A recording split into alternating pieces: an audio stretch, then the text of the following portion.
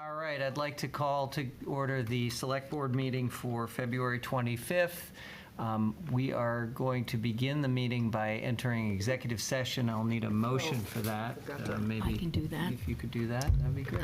I move to enter executive session pursuant to Mass General Law, Chapter 30A, Paragraph 21, Reason 3, to discuss strategy with respect to collective bargaining or litigation if an open meeting may have a detrimental effect on the bargaining or litigating position of the public body, and the chair so declares.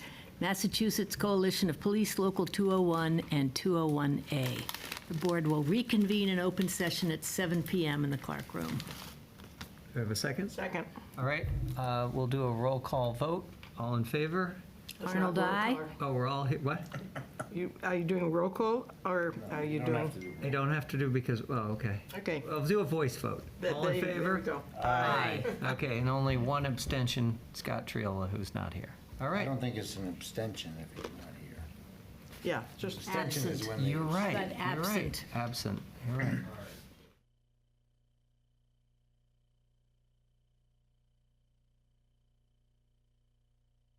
So, we are in open session for the Select Board meeting for Tuesday, February 25th.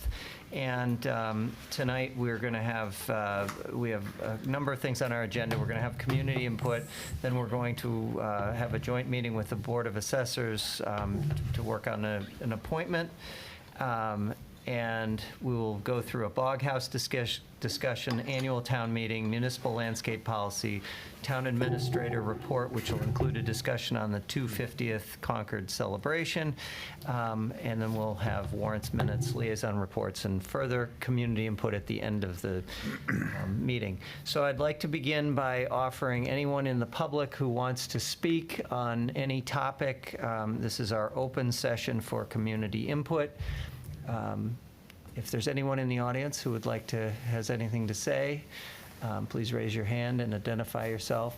And could we see who's online on the Zoom, please? Or maybe Ryan has to do that. Just gotta log in. Okay. Everything's on, but nobody, somebody's joining. Yeah.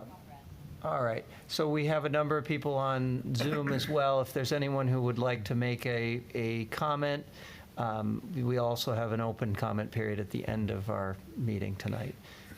No one. Okay, seeing none, I'm going to move to our first agenda item, which is the vacancy and well, it's really the appointment to the Board of Assessors. I think that, why don't you come forward, Ken? And you'll have to open your meeting first. Yeah. Thank you, Travis. Well, I'd like to open the Board of Assessors joint meeting with the Select Board. I'll do a roll call since we're mostly remote. Dave Boardman, are you with us? I'm here, yes. Okay. And Karen is out today, so we have two people here, and that constitutes quorum. Perfect. All right. There you go. So Ken and I worked together to come up with a process that we thought would work well. It's similar to other processes that the Select Board has done for appointing two vacant positions. We reached out to the candidates and offered them 3 questions that we plan to ask. And in our process here, they'll be called in the order in which they applied. We'll have approximately 10 minutes per candidate to answer these questions, and if anyone on either of the boards wants to ask additional questions, please feel free to do so. Once both candidates have had an opportunity to answer these questions, we will then open up to a public comment. If there's anyone who has a public comment, meaning a question, or it could be just a comment on either of the candidates or a further question, please address your questions to me, and I will then work with the candidate or determine how we proceed. And from there, and that's if it's a question. If it's a comment, you can make your comment. And those will be limited to approximately 1 minute. And from there, we'll then close that session, or that part of it, and we'll individually, as boards, vote. The Board of Assessors will take the first vote individually on which candidate, and then the Select Board will vote. And the majority of the total combined votes will be the nominated person. So that's the process for tonight. So let's start. We did have we had 3 candidates, and the first candidate, I believe, has withdrawn her candidacy, Rosemary Duda. So we appreciate your volunteerism, and we'll move on to the second candidate, which is Raven Modine. Yes. Is that right? So if you wouldn't mind just sliding forward, or maybe pulling a chair forward, just because the microphones are closest to the table there, it's easier for the people online to hear. I have some notes that I may refer to as you grill me here, so. Terrific. Well, welcome. Thank you. So you did receive the letter from us, and so we're going to just go through in the 3 questions. I'll just read them individually, and then if you'd answer after each one, that'd be great. So the first question was, please explain your understanding of the role of the Board of Assessors in relation to what the Assessors Department does for the town of Carlisle. Okay, so the Board of Assessors are elected positions, and to that extent, they represent the taxpayer. And I think they have a responsibility to be fair and impartial across the entire taxpayer base. The board's role is mainly oversight and policy setting, whereas the department's role is to implement the policy that the board sets. And what I'd like to do to kind of elucidate these ideas is to give you some examples. So let's take an interesting one, which is abatements. So the board looks at the abatement cases every year. I think it's the abatement case right now, is that right, Ken? We're in that time. Yeah, and so they look at these cases, and people are looking for a reduction in their tax for one reason or another. And the board has to look at these and either grant or deny those abatements. When they do, if they grant them, they're shifting taxes to the rest of the town. Everything is a tax shift. Everything is a balancing and rebalancing act. Almost everything the board does. So another example would be the interim rate adjustments, which occur every fall, where they try to bring the different the tax classification properties in line. As remember the deck house, hullabaloo. Well, the deck house's values went way up, and the assessment rate was set up after a year, of course, because what they do is they take historical sales data from the year prior, and they use that as the assessment rate for each classification. So the deck house people started to complain, but in fact, what the board is trying to do is actually set the value of the assessment to market value, which is what they're supposed to do. In fact, they're measured by that. They're looking at assessment to sales ratio. So they want to achieve a metric of about 100%. They never hit that because the market's constantly fluctuating. So what? They're about 93% now, I guess, something like that. Yes, that range? and that's really where we target. Yeah, so they're pretty good. I call that the cruise control of the assessor board, because they set the cruise control and they want the market to light up to it, which it doesn't always do. Some kind of overshoots and sometimes it undershoots. And then there's tax exemptions. So as the select board, I'm sure you were at the classification tax hearing last November, right? Where they talk about these different forms of exemptions. Again, it's moving taxes from one side to another group. And is it fair and is it equitable? So Concord did that. But in Concord, if you look at distribution of the taxes, they're skewed to one side. Not so in Carlisle. They're very evenly distributed. And so the board says, wait a minute, if 1.3 million is the midpoint, how can we grant exemptions to somebody, evaluated at 1.5 million or let's say 1.25 million, and then shift the taxes to somebody with 1.35? It doesn't make any sense. So that's the sense of being fair and equitable for the tax exempt. I just point that particular case. There's other tax exemption options that you as a board have to evaluate. But the assessor board did not recommend that, and you accepted that recommendation.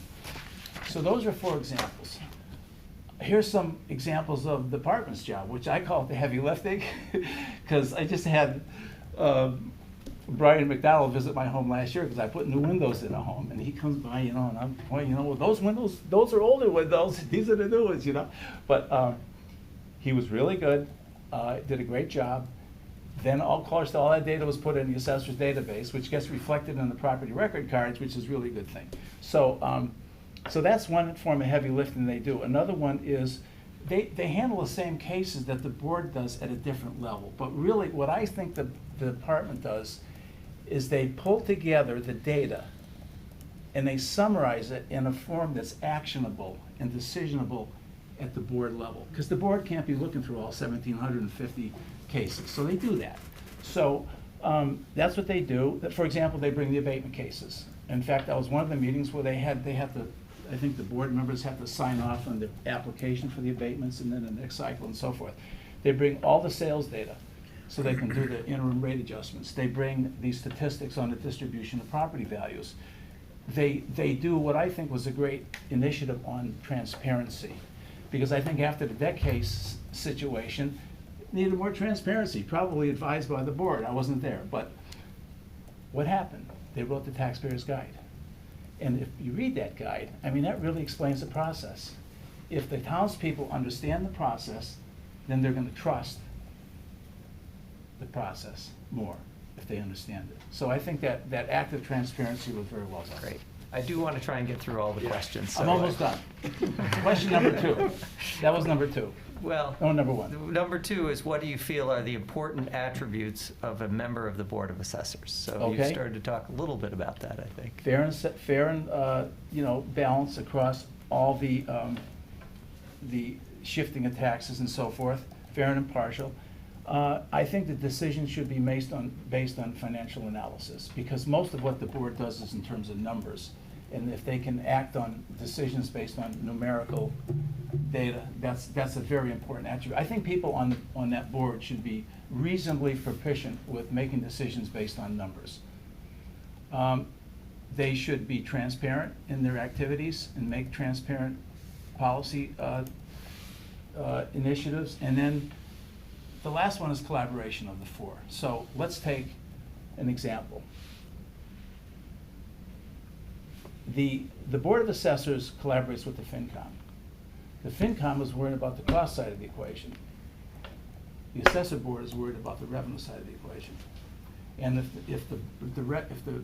the Assessor Board is projecting, very high value properties going on undeveloped land, that's more revenue than rebuilding, refurbishing a whole home.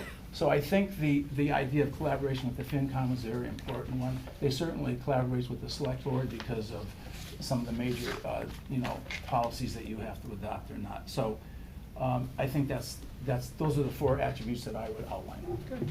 And then the last question is, what skills and strengths do you feel you bring to the position if appointed? Okay, so I'm retired. That's a skill. I'm very good at fly fishing.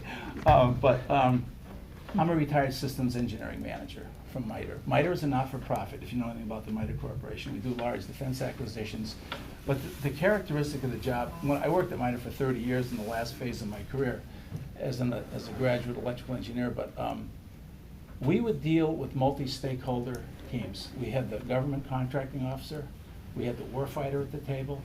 The warfighter is like being a taxpayer representative. In this case, you're dealing with the warfighter who's going to have to use the equipment.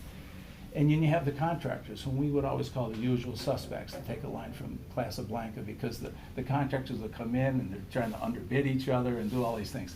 But our job really was to be fair and equitable across all those stakeholders. And so the problem that we had to solve had 3 basic variables: cost, schedule, and system performance. So the warfighter cared about system performance. Is this thing going to work when I push the button on a jet or whatever? The government contracting office is worried about cost and schedule because they're measured against that, and then the taxpayer for the cost. So we're always balancing these things. I think the skills that I learned over 30 years in doing that can be transferred to the assessor department. Great. Does the Select Board have any questions? or I have maybe- one more comment, by the way, please. Sure. This is a strength. Okay. This is not a skill, it's a strength, okay? All right. So Mary Helen and I moved in town 52 years ago. It was in April of '73. The police were still parked in the library parking lot. We saw the growth in population.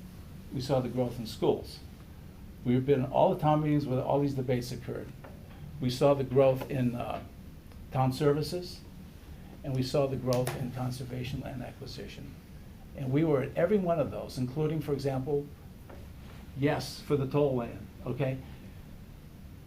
Over all these years, we never complained about our taxes. I thought the town grew these services and conservation initiatives very well balanced with the tax initiatives that they did. And I just want to close with this. They were fair, I think, in doing all these things. At a town meeting many years ago, they were debating the school budget, and some guys were saying, we went in a Highland building, we're good enough for us. This one guy gets up and he says, I educated 3 children in this town. And when I paid my taxes, that did not pay for the school costs for my children. Now I'm retired. My children are grown up. But if you look at and we love it here still, so if you look at the tax over my entire life cycle, I think that was fair. And that's the one message I would like to bring to the Board of Assessors. If I can be fair with that kind of example that that was set by the town over all these years, I'd be glad to serve. Thanks, Ray. Okay. Do you have any further questions, or does the board have anything? No, I don't have really much in the way of it. Just, I guess I'll ask one question. Do you have you're retired, so it sounds like you're saying you do have the time to make it available to be, to attend board meetings and fulfill the responsibilities of the position. Given that it's 1 or 2 meetings a month, it won't interfere with my fly fishing schedule, especially in the summer. So I think I have more than enough time, Ken, to do that. Okay. And I looked at the other boards, by the way. I thought this was the best board that I would fit in, given my Your background? Yeah. Okay. By the way, again, I want to thank Dave Boardman for joining tonight. Dave is, as you might guess, not doing well, but we needed a quorum, so he stepped in, and I appreciate that, Dave. Thank you very much. Sure, Dave. Thank you. Yes. Yeah, thank But you. I'll ask Dave, do you have any questions you want to ask?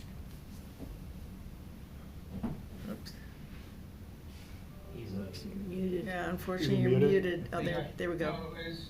No, I have no questions. I'm listening and we'll deal with it accordingly. Okay. Okay. Great. Thank you, Dave. Thank you. All right, well, thank you very much. That concludes your time with this, Thank and you. we'll move on to the next candidate. Okay. All right. I'd like to, this, Yeah, just whatever. all right. Anyway, I want to congratulate Ray on a good presentation. Thank you. And you're Paul Bertrand. Yes, and I would like to thank you for inviting me here. And my knowledge about the assessment and assessors board and assessors dates back to being a member of the advisory group which Ryan set up to advise the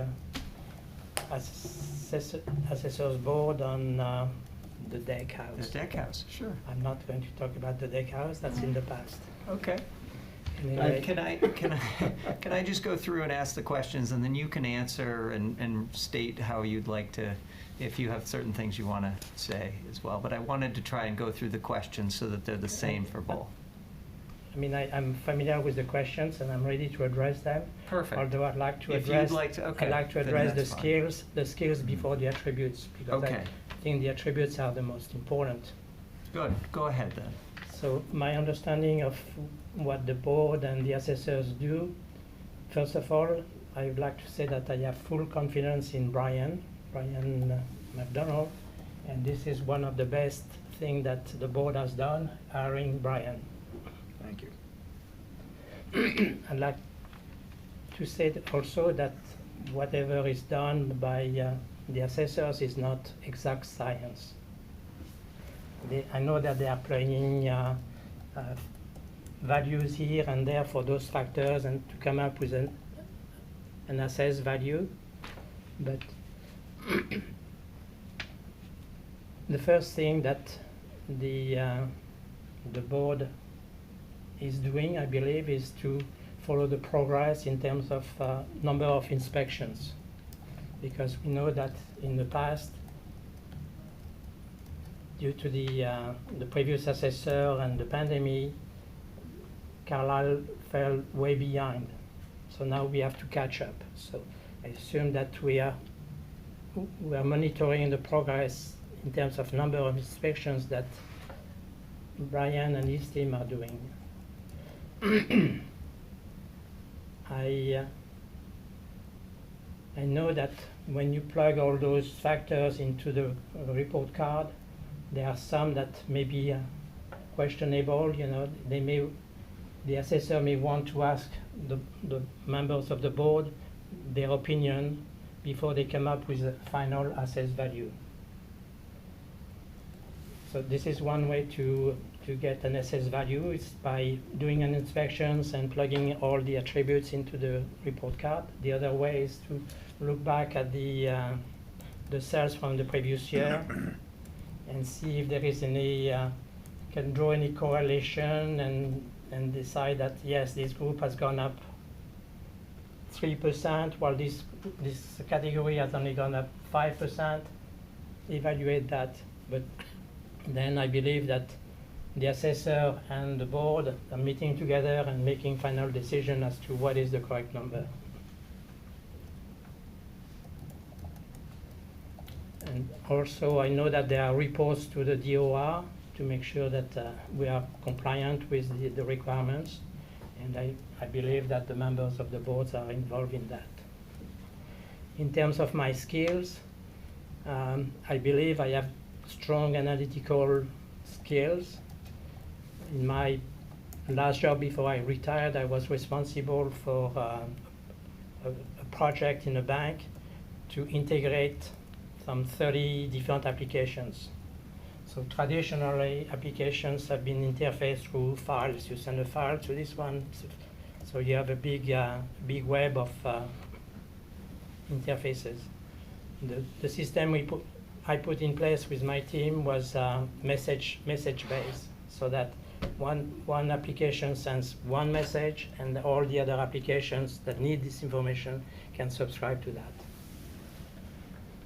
I think I'm also result-oriented, which means that I don't want to overanalyze and waste time. We need to have a result. So, and then before I finish, I will have two comments, but first I want to address the attributes, and the attributes are fairness. You know, I think I am fair. My father was a mayor of a small village. My brother is a mayor of a small village. So I guess I have something there in my blood about fairness. And also independently minded, which means that I'm going to make my decision myself. But I am also a team player, which means that if the team decides to go this way, I will follow their decision. Now, when it comes to my two final comments, I understand that there will be elections in May, and I have decided that if I am not the candidate that you select, I will not present myself to the elections. I spend my time painting. I'm not fly fishing, but I'm painting. So that's my last comment. You can look at my paintings on the web, but I also invite you, because you're all big fan of the Art Council and what the Art Council does. And one of the activities is the open studio day tour. So I invite you all to come and visit my studio when we have this tour. And otherwise, my website is Paintings by Paul Bertin. It's easy to remember. My wife say it's PB, peanut butter. Paintingsbypaulbertin.com. Thank you very much. Thank you, Paul. Thank you. Does the Board of Assessors have any further questions of Paul? I'm just going to say, you know, Paul did serve on the Deck House Committee. that we have, the Deck House Advisory Board. Paul was a pleasure to work with on the board. Paul, I mean, we obviously in some cases had different points of view, but Paul, in all cases, was constructive, was a gentleman, was a pleasure to work with. And regardless of how we end this tonight, I just want to say that. Thank you. How about the select board? Any questions? Okay. Well, thank you very much. My pleasure. All right. So, as I mentioned, the next step in this process is I'm going to invite if there's any public comment. We'll entertain public comment. Approximately limit your comments to 1 minute. But if there's a question, please just address your question to me, and I will then ask it of one of the candidates. You can both stay around. It's not a secret ballot. It's not a secret ballot. But I would look to the audience, and if that's what we're aiming for. If there's anything in the audience, anyone have a question or a comment? Seeing none, I'll look online. Anyone online? Okay, well, seeing no public comment, I think we will move to, to our next step in this process, which is to vote. And I think as Ken and I discussed, we're going to start with the Board of Assessors and have them come up with with their vote, and then we'll do that individually, and then we'll vote individually as well. Okay, thank you. So I guess I have to go first then. You do. All right. All right. I mean, and I will just start by saying, I wish I could have both of these gentlemen, okay, but I've got one position to fill. And there is an election again, as Paul pointed out, so whether you choose to run or not run, you have a second opportunity at this. Literally, this appointment covers a period of about 2.5 months. Okay, so just want to make that clear. I've had time to get to know both of these gentlemen. And I will say, I think, as I said, they're both fine people, and I'd be happy with either one of them. It comes down to a decision I have to make based on my skill assessment of the two of them. I think from a standpoint of character and understanding what we do and doing it in the manner we would look you to do it, they both could fulfill that responsibility. In terms of just pure analytical ability that they would bring to the job, I have to favor Ray in that regard. And for that reason, I will cast a vote for Ray on this, because I do think he is extremely strong analytically, and we really rely on that process quite often to get through some of the deliberations that we have. But it's not an easy decision. I wish I could cast 2 votes, honestly. Okay. Thank you. David? This is David. I'm sorry, it's not busy in here at the moment. Yeah, I concur with Ken. It's good to have 2 candidates. It's good that we've got some interest here. But again, I feel I will concur with Ken's recommendation here and second his recommendation as such. So that's a vote for Ray, is that correct? Correct. Okay. All right. The select board, now it's to us. I guess I would lead off and say, I was impressed by both of your, what you had responded with. In many ways, I would look also to the Board of Assessors for guidance on this, but making my own decision as well. But I think that sounds like, based on experience as well and just the presentation, I would vote for Raymond Modi. Barney?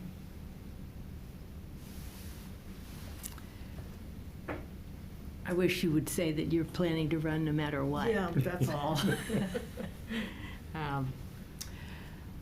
Yeah, I mean, I would have to defer to the Board of I appreciate Assessors, that. because you all understand the role. And I too thought both of you were really strong candidates, and I think it's wonderful that you both wanted to volunteer to do this. So do I. That's very important. I mean, I really for our was town. concerned we wouldn't have anyone, but we got Yeah. two strong candidates. Yeah, and And they fight on the basis of that, there would be no one, and they needed someone.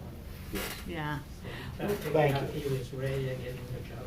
I'm Well, really Paul, gratified. I have a couple of other ideas about committees you could serve Yes. on. Yes, So, if you want to love to volunteer. chat Don't with leave. you, and not heavy lift, but in any case, I would also cast my vote for Raymond. So I think that's a decision. What's that? It's a decision. But I think I agree with absolutely what Bonnie said. Your commitment to and willingness to serve the town, there are plenty of places we can use people.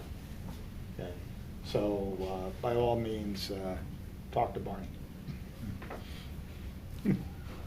We do have two more members that Yes. I didn't want to Right. vote. Oh, I was just going to say, I'm shortly going to be moving to France, dans le Loire, so if you're Dans un château. dans un château, je vais venir en Châtelaine. So I wish you good luck. Et merci. She's looking for a porter.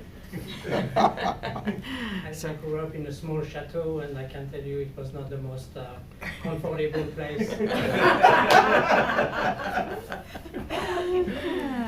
So, I'll vote for Ray in that case, because he's not supporting my move to France. David? Dave. I mean, I defer to I have no way, we met Yeah. for 10 minutes. So I defer to the Board of Assessors. So you vote? Thank you. Do I have to vote? Yes, you do have to vote. Yes.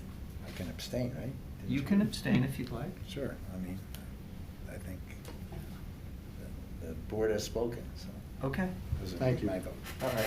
Well, I appreciate both of your time, and this is, Yes. it's a process, and we appreciate all the volunteers in Carlisle, and really hope that you would think about volunteering for something else, because we do need volunteers throughout the other committees, and if you wanted to run, change your mind, you're welcome to do that too. Yeah, absolutely. Making stay here does not lock you in or out of running. Okay, I think that concludes this. All right. You're, Thank you both. Congratulations, you guys. And you'll have to. you'll need to get sworn in by the town clerk. Okay. There is a process. You have to adjourn your meeting, though. Oh, right. All right. I motion to adjourn the Board of Assessors you. meeting. Bye. All, second? Second. All in favor? We're adjourned. All right, thank you. Thank you. Thank you for making the effort tonight, too, Yeah. David. Over and above. Thank you. Yep. No problem. Wow. Okay, well, we're early for our Bog House Don't you discussion, have but to- we have no, we have to vote. public. We have to accept these appointments. Some other the appointments, Yeah, yeah. that's right. All right, so we'll move on to the appointments, Yeah, it's on page 4. page 4. Are you good to go, or you want me to do them, Kate? Oh, go ahead and do them. All right. Should I run through all 3 of these? Yeah. Yeah. Okay. Well, no, wait. the Well, the volunteer. bottom one is more of a appointment, for Aubrey. Shall I do the first Okay. 2? Those are positions within Yeah. the town. Do we need to have a motion, though, on the volunteer? We're gonna do that later. Oh. Do we actually have to have a formal? Yeah, you have to, Oh, okay. yeah, we have to move. Yeah, okay. let's do that. So move to appoint Raymond Modine as a member of the Board of Assessors, term to end at the next annual town election, spring 2025, to complete the term vacated by Karen It's a Board of Assessors Yeaman. must also vote. Yeah, Yes, I you know, do. actually, we Didn't we all vote? We voted. did vote. We But did you vote. just didn't hear Didn't that. have the motion on the the We just floor. didn't have, So I don't think. that was the motion that we all voted on. Okay, Okay. all right. Okay. So moving right along. I'll move to appoint Carter Tillman to the position of driver laborer for the Department of Public Works, pending successful completion of pre-employment requirements, And I also move to appoint Emma Casey to the position of Public Safety Administrative Assistant for the Police and Fire Departments, pending successful completion of pre-employment requirements. Second. Okay. Ryan, I saw these in our packet, and we've read a little bit, but you might tell us anything about it. So Carter is a candidate in front of you for our driver labor position at the DPW. This is our last open driver labor position, so we're excited to fill that. We do have one more vacancy at the DPW, which is the mechanic position.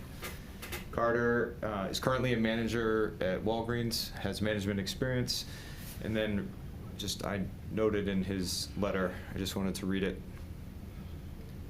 Sorry, one second.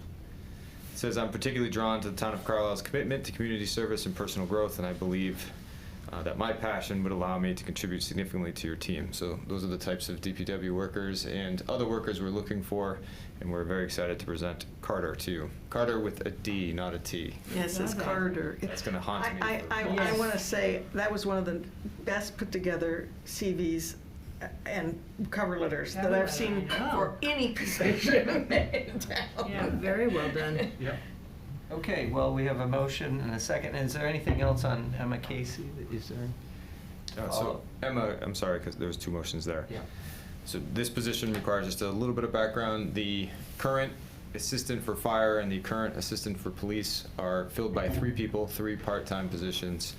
Susan Carrier, who's done a tremendous job, is retiring from the police department. We wish she wouldn't be. She is a tremendous asset to the town. And you'll hear more about her in the future because she's not quite gone yet because there's going to be a little bit of overlap. But she essentially she did help with the transition between chiefs. She is one of the institutional memories in the police department and helps both in HR and finance. And same thing on the fire side. So 2 people fill the role of HR and finance assisting the fire chief. So because of these 3 vacancies, we're putting them into one full-time position that's going to assist police and fire. We think this will connect the position better to the accounting office and finance office and the HR office to give the chiefs more support on HR and on the finance side. So we think it's a really good process. And Emma is currently a project manager, brings a tremendous amount of HR skill and analytical skill, which will be very important. So this position analyzes union contracts, is involved in interpreting HR and finance as it relates to paying and managing the HR relations for our employees. And to make it even more complicated, the fire is a call fire department, and the police department is transitioning from part-time to full-time. So very excited to bring Emma on board and have her assist in this position and the current changes in the public safety offices. Great. Okay, so there was a motion and a second. We'll do a voice vote. All in favor? Aye. And none opposed, and Mr. Triola is not present. And then I move to appoint Aubrey Thomas to serve as the Town of Carlisle representative to the Lowell Regional Transit Advisory Board. Second. This will be a temporary appointment until there is a permanent COHS director hire. So she's fulfilling this role in part of her interim role as director. Super. Any further questions? All right, voice vote. All in favor? Aye. None opposed. All right, Okay, that was the. moving right along. So this position. We're close. So we will get started on the Bog House discussion. That's great. Julie. Hi. Hi, Julie. welcome. Can I bring the show pony with me? Loves it. Great. You just keep going night after night. I know, man. Nice. What time did you get Stops finished tonight. last night? Like, got home at midnight. Oof. Oy. Sorry. It's a late one. Oh, Yeah, you were there the whole time. well, man. I left early. Some people like to talk a lot. So are you gonna screen share it for me? I or can. Should I? I can, I'm right on it. Okay.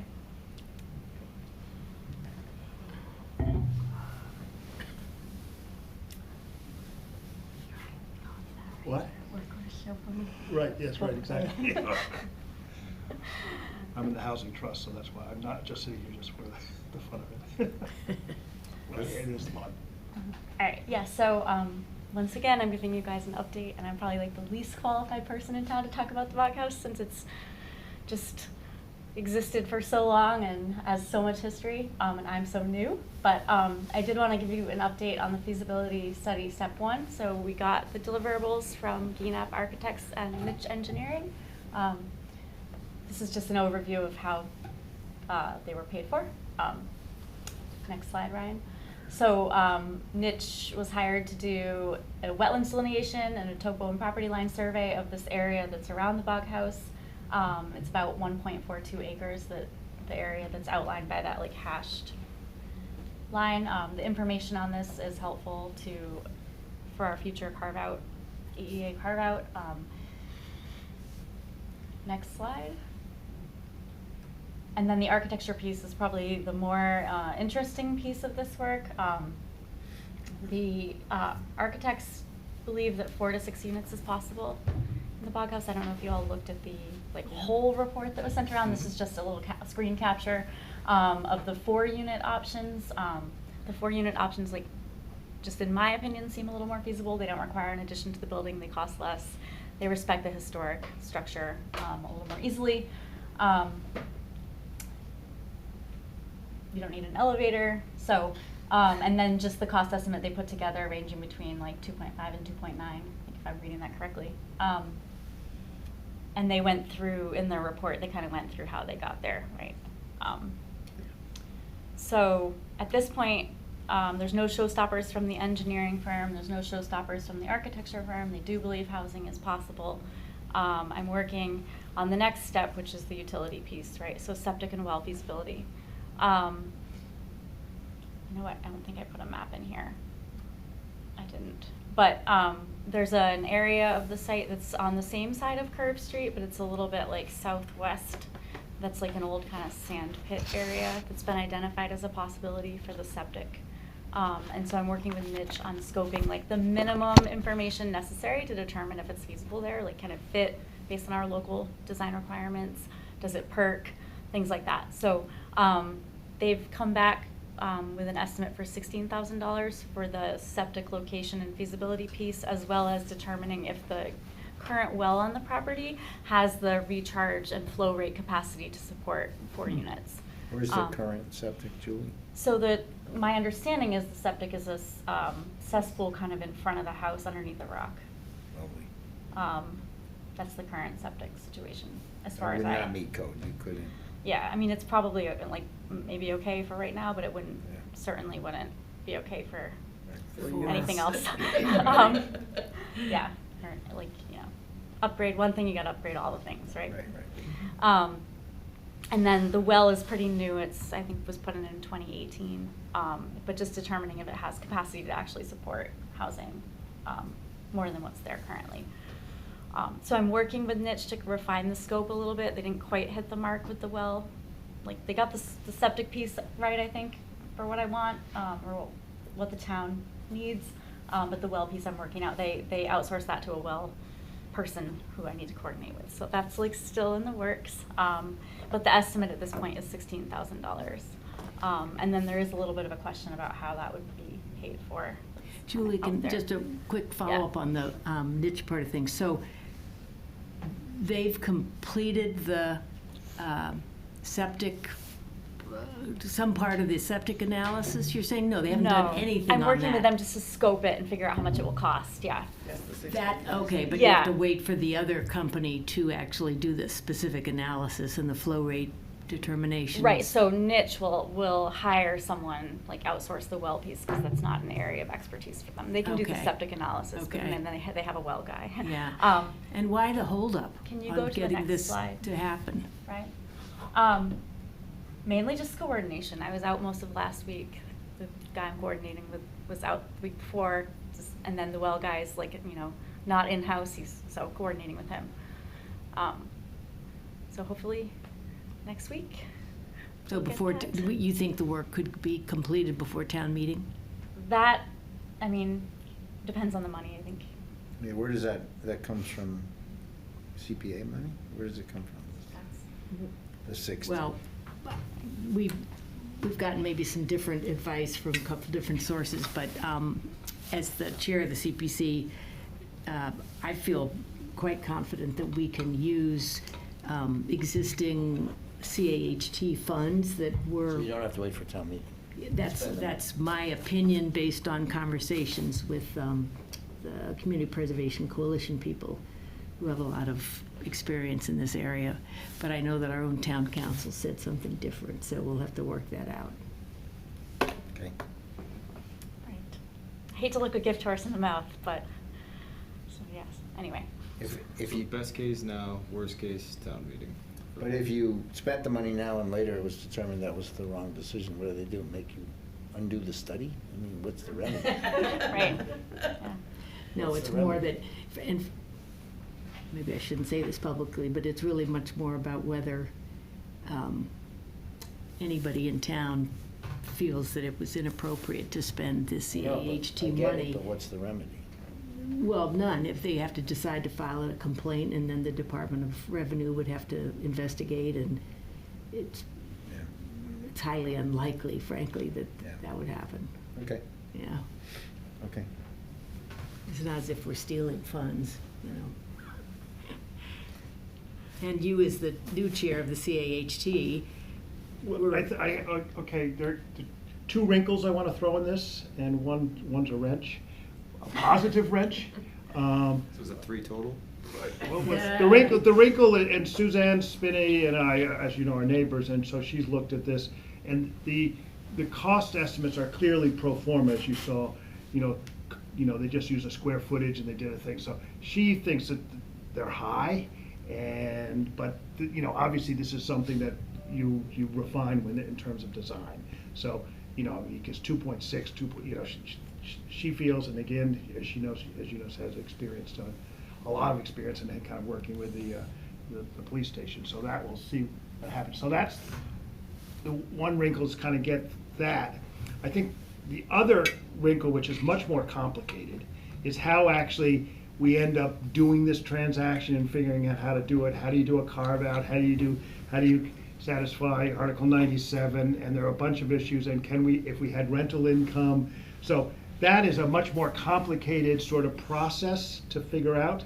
And I know that Julie's, first of all, she's wonderful, she's overworked and doing too much, and and so one of the issues is how do we get somebody on board who can help us through this process, because this is not a small process of getting a housing together and doing it, and it's a small project, but it needs a lot of attention. The other thing, Julie and I met with people in Harwich today, and Harwich has. And the reason I did that was Suzanne Spinney was down there. Harwich has done an incredible job of preserving its bogs, building affordable housing, and doing a big project. And we met with their consultant who helped them through this. So it's a lot about how to do the water management and everything else. So if we step back and not just look at this as the Cranberry Bog house, that's one piece of property that we're carving out. It's rather the Cranberry Bog, which is, we have this water steady, which is kind of in abeyance at the moment. We haven't kind of gone out. We've got the dam repair. We've got the whole area. And what Harwich did is they did a whole and the consultants they did a whole feasibility plan, and then figured out who the different parties were for the housing, which happened to be for fire, converting fire and having housing for the fire people. They did a whole conversion of this sort of cleaning up the water, because it said there's a whole sort of nitrogen sort of in the bog because of being bog things. And so what came out of that, and this is this wrench, is that we do not have a feasibility study and plan for what we should be doing with the bog longer term, as the largest conservation property that we share with Chelmsford. And so the water study is kind of one part of it, the dam's another part, and the house is another part, all the typical Carlisle way, transaction by transaction, rather than what are we trying to do with this. And the stewardship committee is supposed to be doing this, but as you know, they're also overworked and overloaded. And so this is actually fairly complicated, because there's water that comes down from Chelmsford, goes through here, and then goes back up to Chelmsford to their wells. So there's something that we've not really gotten our arms around. And so my thought is that this might be a time to step back and say, how do we look at this whole picture and then figure out how to do the pieces bit by bit? And this is what Harwich was sort of saying to us, and they were very excited and eager and thought they thought it was great. But, you know, it's sort of, if we just kind of try to do the houses, but, and CPC, CPA? no, you all, in one of our meetings was saying you should be looking at, Christie was saying we should be looking at how do we make it as a conservation project, the housing and the bog house and everything else, and sort of, or maybe it was a separate meeting, and just sort of thinking about this as a broader sort of thing, much like Great Brook, which is our other large conservation property, which is managed by the state. So my thought is maybe we should say, yes, this looks feasible, but how does it all fit into an overall plan, and how would we go about doing it? And it cannot be just done with nice, hardworking, smart volunteers. This is a more Land Trust, basically, the Harwich Land Trust did this all the way down there, and we're gonna go down, at least they invited us to go down and visit. The consultant, you know, said he'd come out and take a look here and give us an outline of how we would do a feasibility proposal on all these things, all the different components, the housing, the water management, the dam, and everything else. So, John, I'm glad you brought this up, because it's sort of trouble. This chart is like the troubling one to me, and I think why would we and why would Harwich commingle I'm not saying housing with land stuff? Well, that's what we're talking about with Harwich, because they had a property right there So in it's there. similar. It was similar like to us, because it was a bog and they had a property and it was police right there, and they bought a property that commingled right there. So they basically said, hey, here's an opportunity to do. And how many units? 4.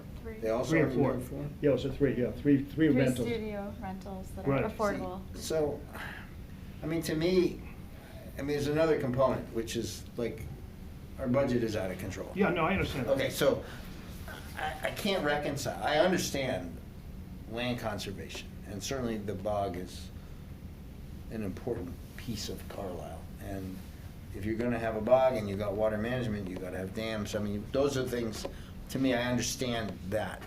I don't understand the insertion of a housing consideration on that. I get it that there's a nice house in it, but we can't do everything. And why would we do that at the price that, even at Suzanne's lower price? Well, that's a separate issue of whether you want to do it, but they were talking about how there were grant fundings for doing this, because they were grant, so this becomes so there was a lot of state monies. And again, this is areas that we just didn't know much about, and I just reached out to them and said, what have you done? Was it state money because it was affordable housing, or No, state money because it's in the? because of it's, the property.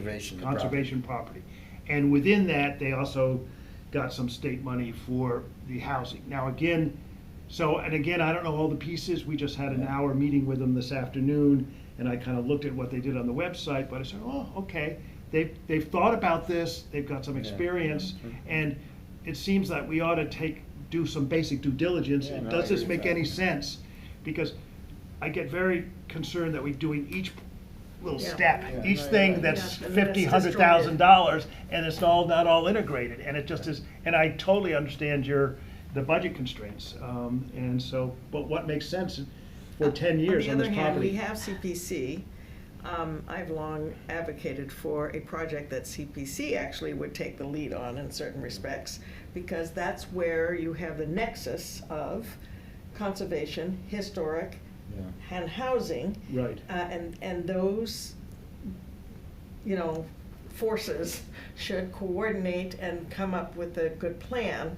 And CPC's money can only be used for that, so it doesn't, in certain respects, affect the budget in the same. But it could be used for housing not on conservation land, or only, you're saying? The For CPA. No, I'm- affordable housing. Right, There's a regardless bucket- of where there's it's a bucket located. that's just Right, Yes. regardless of where it's located. Exactly, but the thing is that it's always been hard to sell a housing project in town. Yeah. This would be a project that would not only be housing, but it would also be conservation and historic. So I think you could get better support Boy. for that kind of a project if it weren't just, hanging out by itself. Yeah. And we have this structure, right? Yeah. It's there, Mhm. and we know we want to use it. Or preserve it. Well, in do we some way. really? I mean, at what price? You Well- know, Well, I mean, there honestly, at again- what price? It's Well- $3 million to get 4 apartments. Let me just throw out one other bit of information. I don't know if you recall this, but it's another element to this, which is, were the town to do what's needed to transfer the custody of the land Yep. to the town, then if we were to then give the property to Habitat, Yep. and we've explored this with them extensively, there's no more cost to us. There's no more cost to the town. And we've seen, you know, their, I can't remember, did you go with, yeah, you Yes. went right to the Westford where we saw Yeah. their work. So I know we're getting Just off make the track a make little point bit. though, if Yeah. successful, because we don't want to prejudge that it Right. would be Right. Habitat. No, right. But No. Correct. that's an element of this whole thing Correct. that I was supportive of. Yeah, I Because like at that first, better. I'm not particularly in favor of the town becoming a Another affordable land. housing developer. Another land. No. Another, I'm not, right. and Hasn't so, worked out for but us, this is an opportunity, it's an Yeah. existing structure, it's historic, Yeah. and doing a little bit of work up front to then, you know, be able to shepherd this over to someone, and, you know. That makes we've- more sense to me. We've explored a bit of people who are, you know, supporters of Habitat, who have come forward and said, we would be definitely supportive of this, so I think that it's kind of a neat, Yeah. it fits a lot. So it's not a it $3 does. million That Checks a lot of- expense to the town. Yeah, and they have a long track record of doing That's this too, major. so. Well, and there are ways to structure this so it's a separate entity, that you have a separate mortgage, and that basically you have the rental pays for We the would leave mortgage. that to John, Habitat. That's Habitat Habitat's job. covers all of that. No, I know. Oh. If we go with Habitat or any sort of, or any other organization that Right. fits the Yes. criteria that we You feel. have to put an absolutely. RFP out. Right, right. But we're not there at this No. point, and Yeah. so that's the issue. Well, I think. We're taking small Right, steps right. to I like get Barney's there. point, spend the 16K, whatever, and you understand what Yeah, could be what's done. possible. But then would Finish the Habitat or feasibility. the Habitat equivalent be qualified to maneuver the Chapter 97 and stuff? No. We would have to do We that. would still have to do all that. Yeah. Okay. But we don't know if Habitat's the right solution, so I think. Well, that- a Habitat, I mean, we're using them in a generic. Generically. Right, so I mean, I think we ought to be, Right. But Okay. Yeah. but I think, you know, what you were saying about CPC maybe, or with land stewards being a way to sort of manage this process, because this is not simple, it takes a lot of work, and there are a lot of pieces to it, and Julie's, you know, flat out already, and. We need a consultant. We need people to help Yeah. us with all the pieces, and, Yeah. you know, and the dam and the repair, there are all these things that we just haven't, you know, don't have enough But on information the other hand, a on. lot of work has been done on the dam Correct. questions, and I hate to see all that money go to waste. Oh, I don't think it will. I think you've got a baseline that's information, and then how do you make it all Mhm. work? Is there an urgency to improve the dam, though? Is there? Well, there were some repairs that we were supposed to be doing. Well, I think the 10-year deadline was this year about that we're doing something, and I'm pretty sure Sylvia communicated to them, this is what we're doing, that there was gonna be a water study, and I'm not sure where the Office of Dam Safety kind of fell in that, what happened with that, because then, you know, she got injured, but I'm sure there was communication, something we can obviously follow up on. Yeah, they're waiting to see what we want to do. Right, okay. Yeah, right. But it's not like the dam's gonna break, I mean, we had some urgency on the dam at Green now, we had to fix it. Right. This isn't that case here. As succinctly as I can put it, there was a repair proposed. Yep. Part of the repair was disagreeable to the community around. Oh, yeah, the boardwalks and all that. So that part was removed, and the Office of Dam Safety said the remaining repairs minus the big repair could be done. So we're gonna do that. Okay. In the meantime, we're doing a water study to solve the disagreeable part of the dam. Yep. Spillway. But it's not The spillway. an impending safety issue. No. It's more that the Office of Dam 'Cause Safety we- wants. Then we see would it have to first. act if we, There are some things that need to be done, but we can do them now. okay, all right, good. But as a process, I think, is that what you're presenting to us tonight? This is the research you've done to date, this is the consulting, and now the next step, if we were to go forward with the process as it's currently being presented, aside from what you're talking about, John, but would be to figure out how to fund an additional 16,000 for the Right. water and, you know. Right, yes, that's the like immediate kind of next step in my mind, and then kind of after that, I think there's a couple questions, like, based on my research on the different like aspects of this. Yeah. There's a couple questions that keep coming up, like regarding the level of affordability that we want to target and whether we're talking about ownership or rental. And I think Correct. just understanding what the town wants to achieve, like if housing continues to be feasible at the Bog House, in terms of what that housing looks like. Right. And But isn't that, will help kind of determine the path for like what funding sources are available, Correct. and some of the other steps we could take to help with financing. but if we Um, decided that we would rather, pursue a third party to do that, the habitat model, then why would we do all that? Why wouldn't we understand about the wells and sort out the chapter 97, prep it and then Right, package so it up? habitat- It's not gonna be that simple. Well, I know, It but really isn't. Julia's Because they're- proposing things that we would not do if we have a habitat. No, Well, yeah, go ahead. so this chart kind of outlines like, and maybe it's hard to see, but I just tried to put like all my thoughts in one chart. Yeah. So, a lot of terms get thrown around and there's different levels of affordability that mean different things, right? So if you look at the levels of affordability that in that column, Yeah. and you look at the boxes, right? So, Yeah.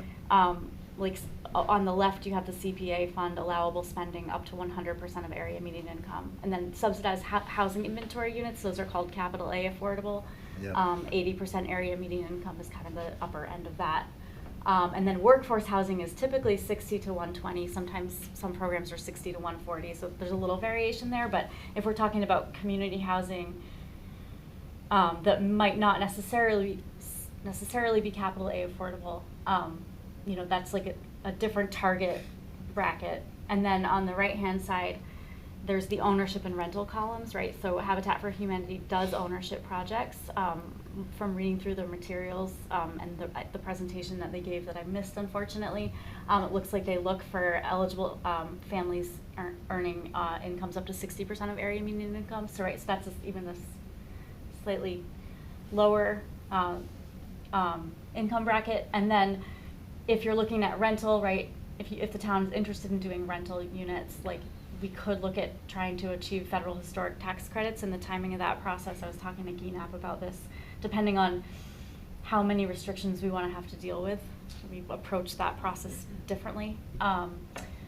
But that can be instrumental in financing affordable housing projects. And then there are other grants, like, so I put the Mass Housing Planning for Housing Production grant on here, and that's just one example. There's probably plenty of others, but they all come with strings and, they're different requirements, right? So I'm just trying to figure out, like, what is the goal, right? And then that'll help kind of determine some of Right, these. no, I agree with that Um, approach, and I'm saying, what I'm hearing Right. on our side is the goal should be, what do we have to do to prep it to market for a habitat? For that type Right, so of- then you would be Well, for that deciding kind that of- you want Instead ownership of going units after that are grants gonna and be renting subsidized and housing all that. inventory, capital A affordable. Right. Well, there are Right. issues that you're first of all, Um, you're gonna be selling a valuable property, which is gonna have some market value, or donating it to a development. So Right. there's gonna have to be so you'll have so it'll be a market value, let's say 600,000-700,000, that we're gonna have to therefore, as our equity contribution to Yeah, a. right. And That's so how it there's gonna works. be all that structure, and then we obviously have to replace that from an Article 97. Yeah. So. No, right, we have to. So run that. so there are a lot of different pieces to it. Right, but. And it's not just turnkey. No, I'm not suggesting it's turnkey, but I am suggesting, and I think Julie's very good at creating visual maps that are easy to follow, and this is one of them, is like declutter it, like simplify it, eliminate the things we don't think we want to do, like we don't want to be a landlord. Right. We don't really need we don't need the tax credits and the grants because, the grants for those things, because we would want to, like, you're selling your own house, and I'm the real estate agent, and I'm like, John, paint the bedrooms. It's the cheapest thing to get your value. So, get the well stuff, make sure it works, gotta figure out 97, I don't know all the things, I'm not saying it's simple, but let's narrow the playing field to the things we need to do with the objective of presenting a package that the pros will take, and they'll figure out the rest of it. So it might, as an exploratory thing, make sense to talk to a prospective bidder, whether that be Habitat or a competitor, but to get some more information, and it sounds like you've done that through a presentation, at least gotten some information on what they would need, so that you can, help tailor a package, that, as David was saying. I think that Chapter 97 is the question. I mean, I'm assuming that is not gonna be a showstopper, because but I don't know. But So- if that would be the thing I think we should It will be explore regardless, first. right? Well, then we should explore that first and get it, because if we find out we can't do it, then we shouldn't be spending all this other money Right. doing everything else. Well, our meeting with the Chapter 97 people is if it's for town use and housing that is in the general concept of good, not just market rate. So if you're just carving it out for market rate. Yeah, it wouldn't be Wait, so market. sorry, so I've actually met with them more recently. Okay. Oh, you did? Yeah, They said- and okay. the staff there are recommending that regardless of whether, like, if we do ownership, then it has to be carved out, but regardless, because housing isn't a change of use, but the auxiliary things that are needed, the additional parking, the additional septic, they're considering a change of use. So we would need to carve out the full, whatever area we need And to the accommodate. broad rule is you have to add the equivalent amount somewhere else to Right, make it. and so they are recommending, obviously they can only recommend, because it's not up to them, it's up to the legislature, right? But based on their experience working at EEA and dealing with the legislature, they're recommending we go for a carve-out of whatever minimum land area we need to support the housing and all the auxiliary functions. But to Travis's point, is that Right. hard to get? So, yeah, there's some documents required, like, we would need some additional, like, first of all, understanding where the septic's gonna go, right? And Right, then so you having need to do that, right. Yeah. the minimum area kind of Yeah. needs to be, the property survey boundaries are gonna change. Yeah. Everything we've done to date actually has been working towards this Chapter 97 documentation. Right. So Okay. we haven't wasted But any. given, no, I'm at not this suggesting point. that, but I'm asking back to Travis's point, like, if we keep doing that stuff, let's say we get you some help, a consultant, whatever, but we do that and we put together the packages, is that typically something that they do grant the carve-outs if you've done your homework? I don't know if I can answer that. Okay, we don't know. Depends on what you want to do. Depends on what you're gonna do I with mean, it. it seems like Yeah. Well, you're giving it Seems to like a a good use. below market. Yeah. Housing is something the state is, Okay. supporting, Really and wants to the see it Attorney built. General's office Yeah. housing advocacy unit, or whatever they're calling it, has, like, said they would They would help help us. advocate on our behalf to Okay, so that's a EEA. good thing. Yeah. Yeah, so, And- hopefully. And I do think the town has equivalent land that it can swap. Yes. Right. Um, It doesn't have to be on the bog? Nope. No. Okay, great. So that would, Conan, so that wouldn't cost us anything. Okay, that's good. Those are good facts. On the question of a consultant, maybe it's a question for Ryan. Who would you see leading the process of moving whatever the amount of land is in the final result of the surveys, moving the process to have it taken out of conservation and going to the town? Do you think we need a consultant that we hire to do that part of the process? The only piece that I would need is how much is it doable, right? So what do we need to make this housing project happen? And what is that land swap? Once we know that, I think town council and staff can handle. You do, part of that, okay. so. So It's really what's needed, and does Carlisle allow what's needed? Yeah, okay. We know the area, and then. All right. And so, Julie, when you say you'd really like to have some help on the housing part of this, tell us a little more about what you mean by that. If the piece that Ryan just described is not yours to lead. Right. Yeah, so, I mean, I think, like, it just depends on how easy it is to make the decision about the path you want to take, right? Ownership, Habitat. Well, let's right? do a for If- instance. If Let's it's not do- that easy, right, and there's a lot of ideas swirling around about how this can be achieved, there's I'm not in the housing world every day. There's a lot of programs, there's a lot of, that all have different strings attached and requirements. That would be helpful to have someone who's really in the housing world, like kind of help help this housing trust, help me, help CPC, help the town understand, like, do these ideas, like, are they really feasible? Could they work for a project of this scale? And what are the ramifications? Like, what are all the considerations that need to be made for the different ideas that are out there?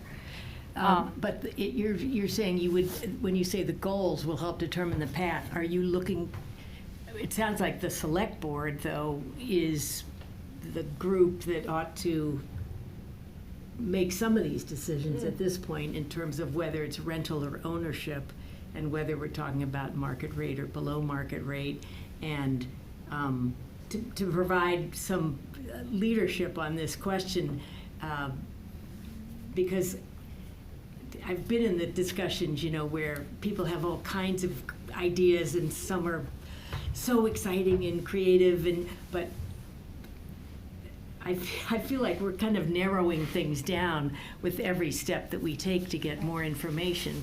And so I'm not opposed to a consultant, but I don't want to hire a consultant. I wouldn't want to hire a consultant that's reopening the whole discussion about what you do with the Bog House.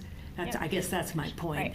And so I think that the question then is, can either we as a select board, or working with the Housing Trust, or working, jointly with some boards or committees, make those basic level decisions about what we want to have done with the Bog House, that for the moment we are on the path to turn it into housing, right? That's the path we've chosen with the money we've put out so far to study That it. sounds great. If you think that sounds great. We have, Yeah, and I don't want to, Yeah. so I guess I've made my point. well, I think the issue, the really difficult issue, we just have pro forma cost estimates. We do not have detailed, what would the design be, how do you do it, what's the Yeah, cost? yeah. And that information then starts to determine what are the alternatives.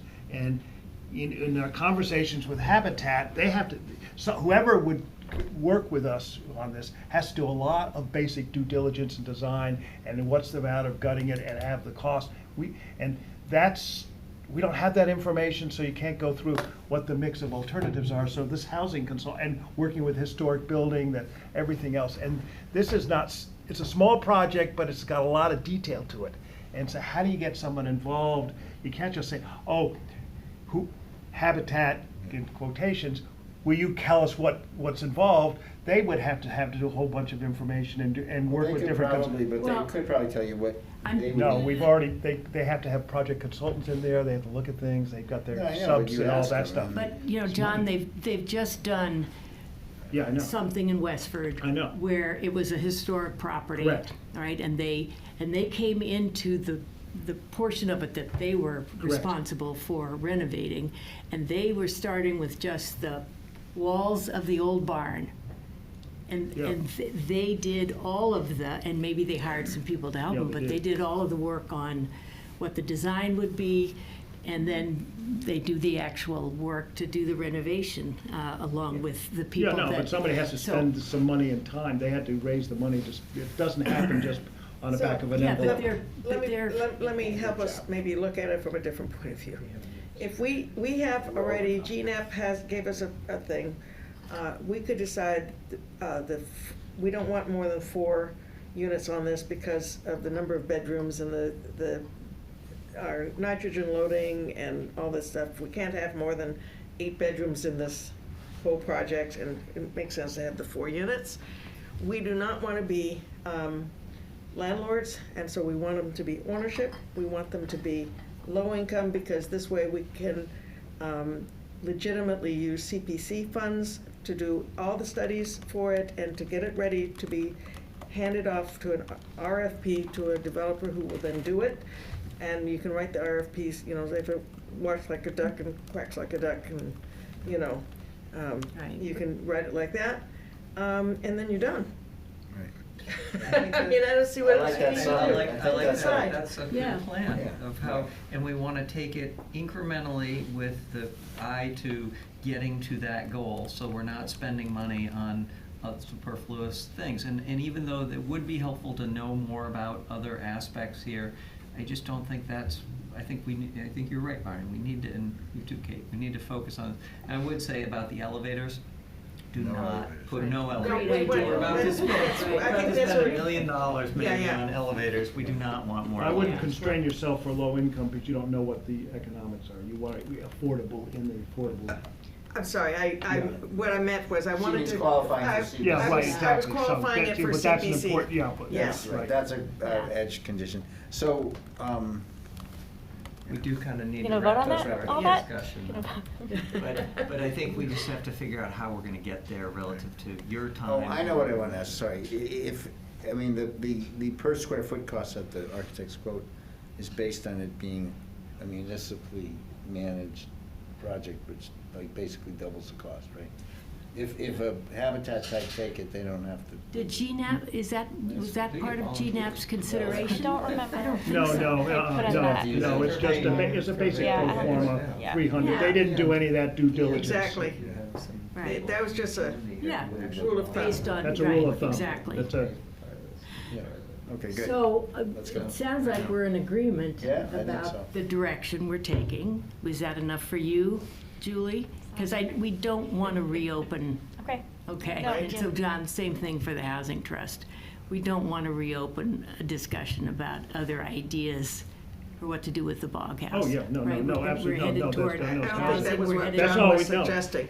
Okay. What I think John was suggesting was more what I was saying earlier, was that it would be nice if other players that are in that area were to get together and talk about the bog as a whole. Yeah. Right. And how this This fits is in. just one part and, of it. And, you know, Yes. Yeah. and to be budget neutral, because it would be utilizing funds that possibly or leveraging funds from CPC to have a community project that would work. I think we have a consensus from the select board, hopefully that if you need more, Yeah, we no, can that's, schedule I to wasn't come even back and- expecting that would happen tonight. It was just Great. putting ideas out there. You know what? And then Bias the- to action. Well, I can the die housing happy. consultant, how are we gonna do I that? do Well- see, Just a quick thing on the consultant question. I think we have to finish this next Right. phase of the research or studies and see where we are. But assuming that suggests that we can definitely go ahead and put some units inside that building that can be supported Yeah. by the water issues. Then I think we have the discussion about whether or not we need a consultant, because I think in the meantime, there should be some work done to identify not just Habitat, but if there are other Well, that's when nonprofits you out want, there. you do want that housing consultant, because they know all those Right, we things don't- that are out there, and they can help you write the Right, RFP so that- that you yeah, attract the right. right developer, so we don't end up with. But you weren't here for the Habitat presentation, right? So it might make sense, though, to at least for that one, to understand at least how they operate, to meet with them.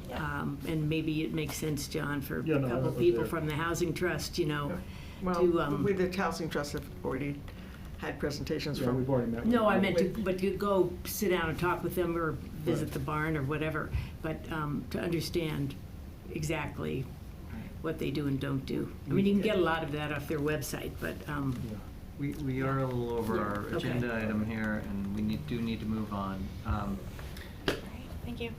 So, Thank just in terms of timing, we get the septic done before town meeting, and then if we need a consultant, then we ask for separate monies, because I gather there's problems with the housing consultant. We don't have the monies for that, correct? I think you'd need to come back and we Yeah, should that's what I'm talk saying. about it. Yeah, right. That's right, I understand. and there's also a fall town meeting. Yes, no, I right, know. if we I mean, I just, in terms of wanted to timing, do so it's, CPA. yes, right. CPA funds. Money get for cut. that, yeah. Great. All right. Also, quickly, someone needs to talk to the Yeah, Christine. Conservation Commission. Yeah, and, Right. Yes. They have to okay this, so. right. Well, once that we hasn't get been the carve formally- out, they did say they were, originally, when I went to them, they did vote to support the carve-out of Correct. Chapter 9, out of 97 use. for preservation and redevelopment of Right. the bog house. So And when was So, that? Do you- before how we long even ago? started Before we started this whole thing. this whole So thing. last year Yeah, sometime. about last year And sometime. we wrote it in a memo, so I would. And yes, and we had it in a, so it's, And they it was voted voted and on it. It's in memoed their and minutes. it's in their Yes. minutes. So once this carve out is all, study is done, then that should probably go back to COSCOM for their approval. Recommitment. Or, yes, reevaluation and Yeah. help on that. Yeah. So- Ryan, were you thinking there needed to be something more in terms of CONSCOM? I'm more than happy to reach out to the new chair now. I would just keep liaisoning with them about this, so they're. Who is are you the liaison? Yeah, but somebody really should step in Yeah. sooner rather than later Right, for that. yeah, okay.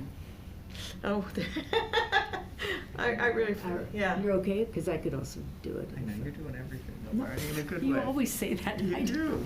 But you're welcome Um, to, we can talk about it. Okay. Okay. All right. All right. Really quick, Sure, Christine. thank you. Does it Oh, have- please introduce yourself. Oh, I'm for the so record. sorry, Christina Bliss with the USC. Does the property have to be, that's carved out, have to be 2 acre, or can it be a non-conforming? I don't know. You don't know, probably it has to be 2 acres, Well, likely, I don't, septic wise, There's- if it's 8 bedrooms. right. Yeah. I mean, you're saying, you don't Yes. mean what has to be put into conservation No, to make up what's for carved what out. will be Yeah. at If it has the, to be around the full 2 house. acres, or if Oh, everything got can it. be condensed, it Right. can be less. Because I think we have decided against a friendly 40B. And even then, I'm not sure. Have you? Well, Okay. I don't know. Have we? At this moment, I think we have, unless we learn things that it, from this process. Yeah, that would argue that would it. say that Right. we couldn't proceed with our planned potential developer of a nonprofit. Right. So if you're opting out of a friendly 40B, then we need some sort of zoning mechanism in So place. then you need, oh. I didn't take any of what you just said to be opting out of a friendly 40B.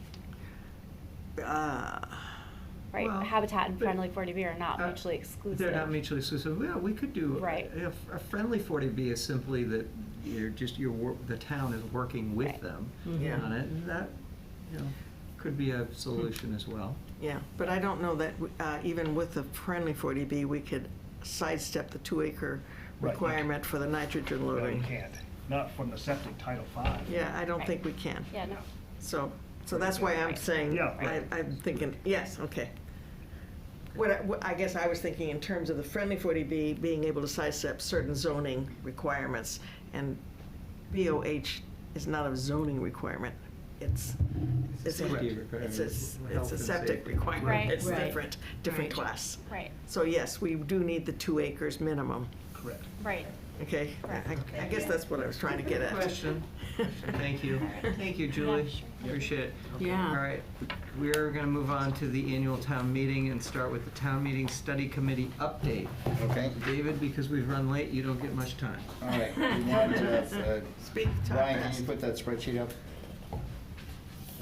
With the warrant, you sent me one? I sent you one this afternoon. Hold on, I haven't gotten to those emails yet.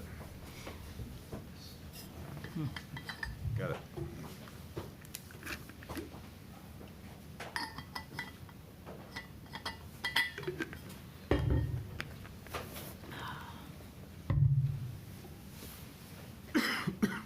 All right, so go to marketing plan outline, I think, the second tab, yeah. Can you- So I think we agreed that. Can you make that a little larger? Yeah, Excuse me, can't read the David. thing. Yeah, blow it up. Okay, that's good. All right. So basically, where we are, we agreed that we have, and we are asked, we are in the process of asking the proponents of each article for a basic, 2 to 4 sentence summary. Like, what does yes mean, right? And what is the article about? Eventually, I mean, that all generally gets done anyway in the warrant book, but we'd like to have it like now. Part of the reason we want it now is maybe to give it to our own board here so we can look at those articles in March to decide, if we want to support them or whatever. And then secondly is sort of the one-page pro and cons, which may be more difficult for them to actually do. But in the long run, we would like it, the style, if you remember, the Massachusetts ballot from last fall was pretty good, right? Yes. Like, it was pretty balanced. And Yeah. they didn't really say Yeah. one way or the other. And we are encouraging the sponsors to think about and even talk to people who are against it, especially people who are articulately against it, to understand the point of view. So that's kind of part A. Part B is develop a marketing plan. And some ideas that we're tossing out to people are, first of all, think about the groups that might be interested and might support it. And put stuff on the website, and we're working with Aubrey to make sure that when you go to the town meeting section of the website, you can easily see like each article, and then you can click on supporting information. People ought to be able to go there and find all the support that they can. So that's kind of what we're working there. And then there's a bunch of outreach things where Aubrey is taking the lead and been very helpful to. She's coordinating a day that Minuteman's going to come in and shoot videos, and she said, again, we've only started marketing this to everybody, but if you have B-roll footage, if you have photographs, anything you have, just send it, because let's get content out there, right? And then finally, keep scrolling down just a little.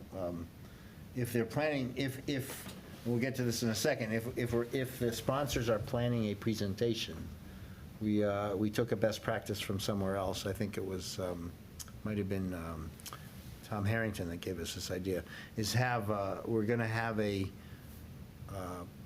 presenters meeting.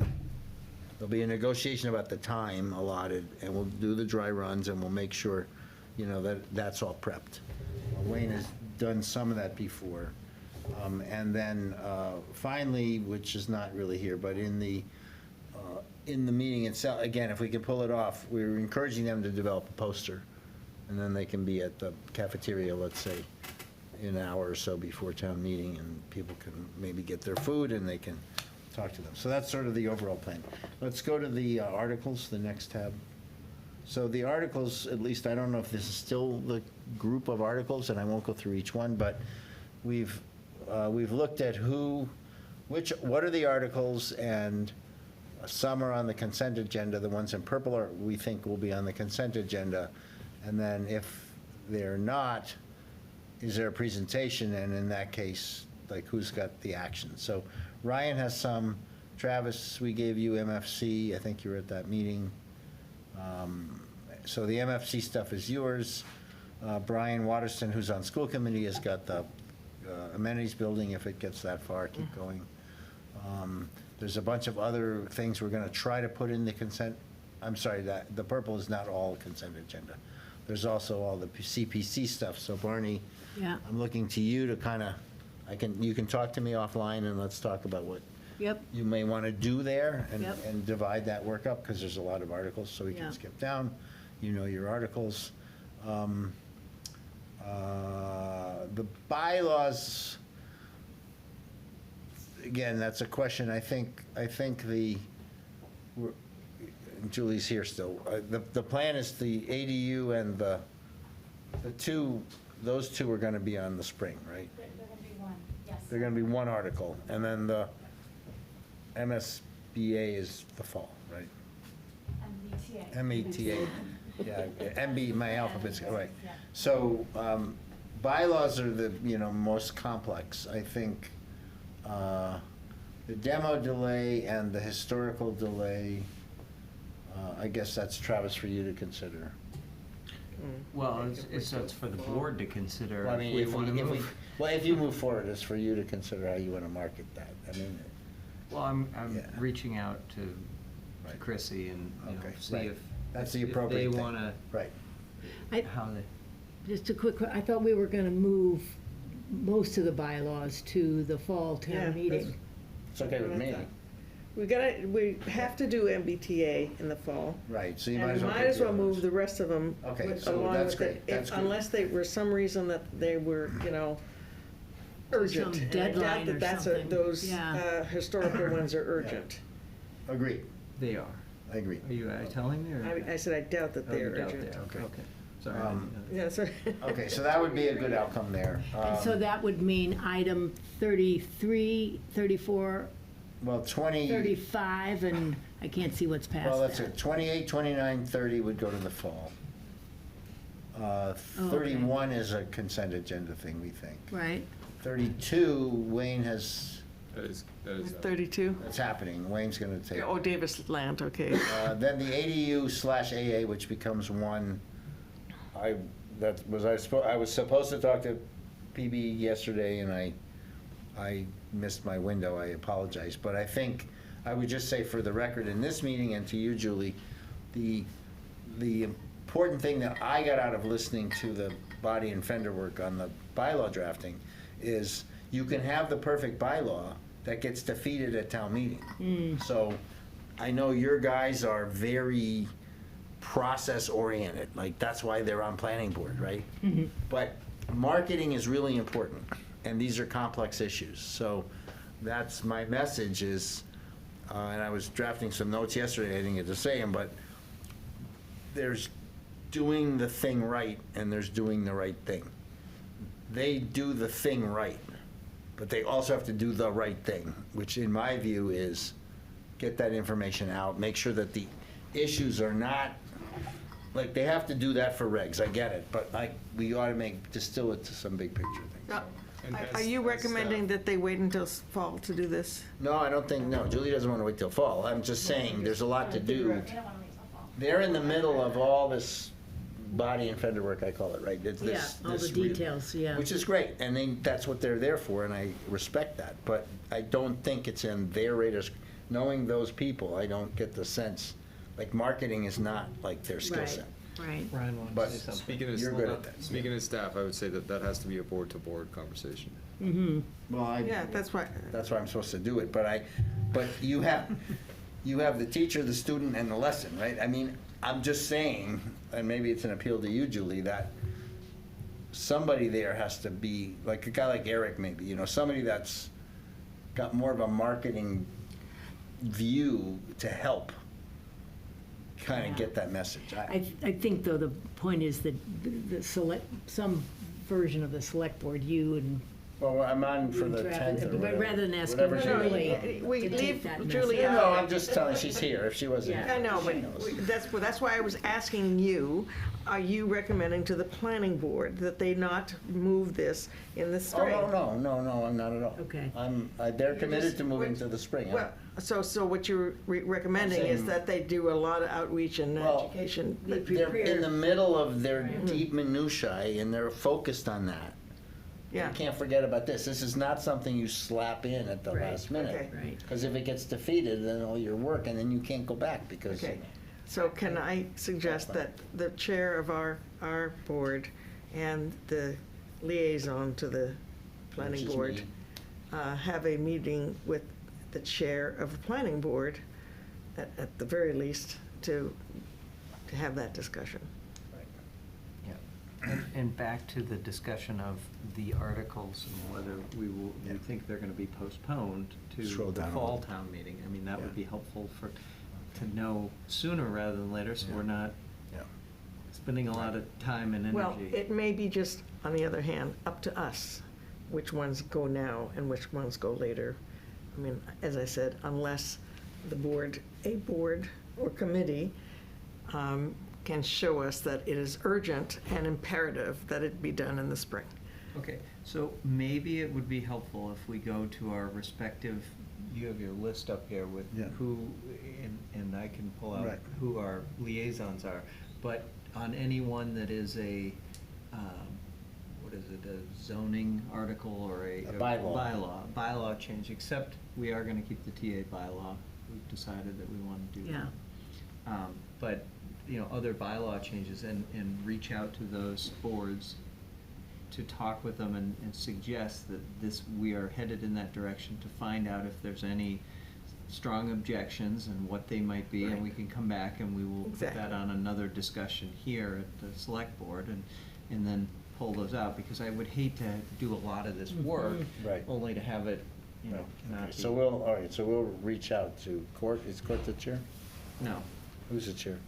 Sarah. Sarah. Okay, so let's reach out to her. Okay, So good. The ADU bylaws, like, they're really good, and they sent the legal ad for the public. Okay, hearing good. All today right. to the paper, so All right, so let's pivot to it's marketing. happening. All I right. was working on the marketing materials today, actually. Awesome, so let's have a meeting, and, great, okay. Okay. So let's move on, because it's, we don't have a lot of time. Right. So MBTA for sure is the fall, so that's a whole nother battle. But you're, These two things are not, though. So this is Oh, the consultant, yes, right. consultant, and this is citizen's petition that's been Ah. valid, legally Okay. filed. Ah, validly okay. filed, so.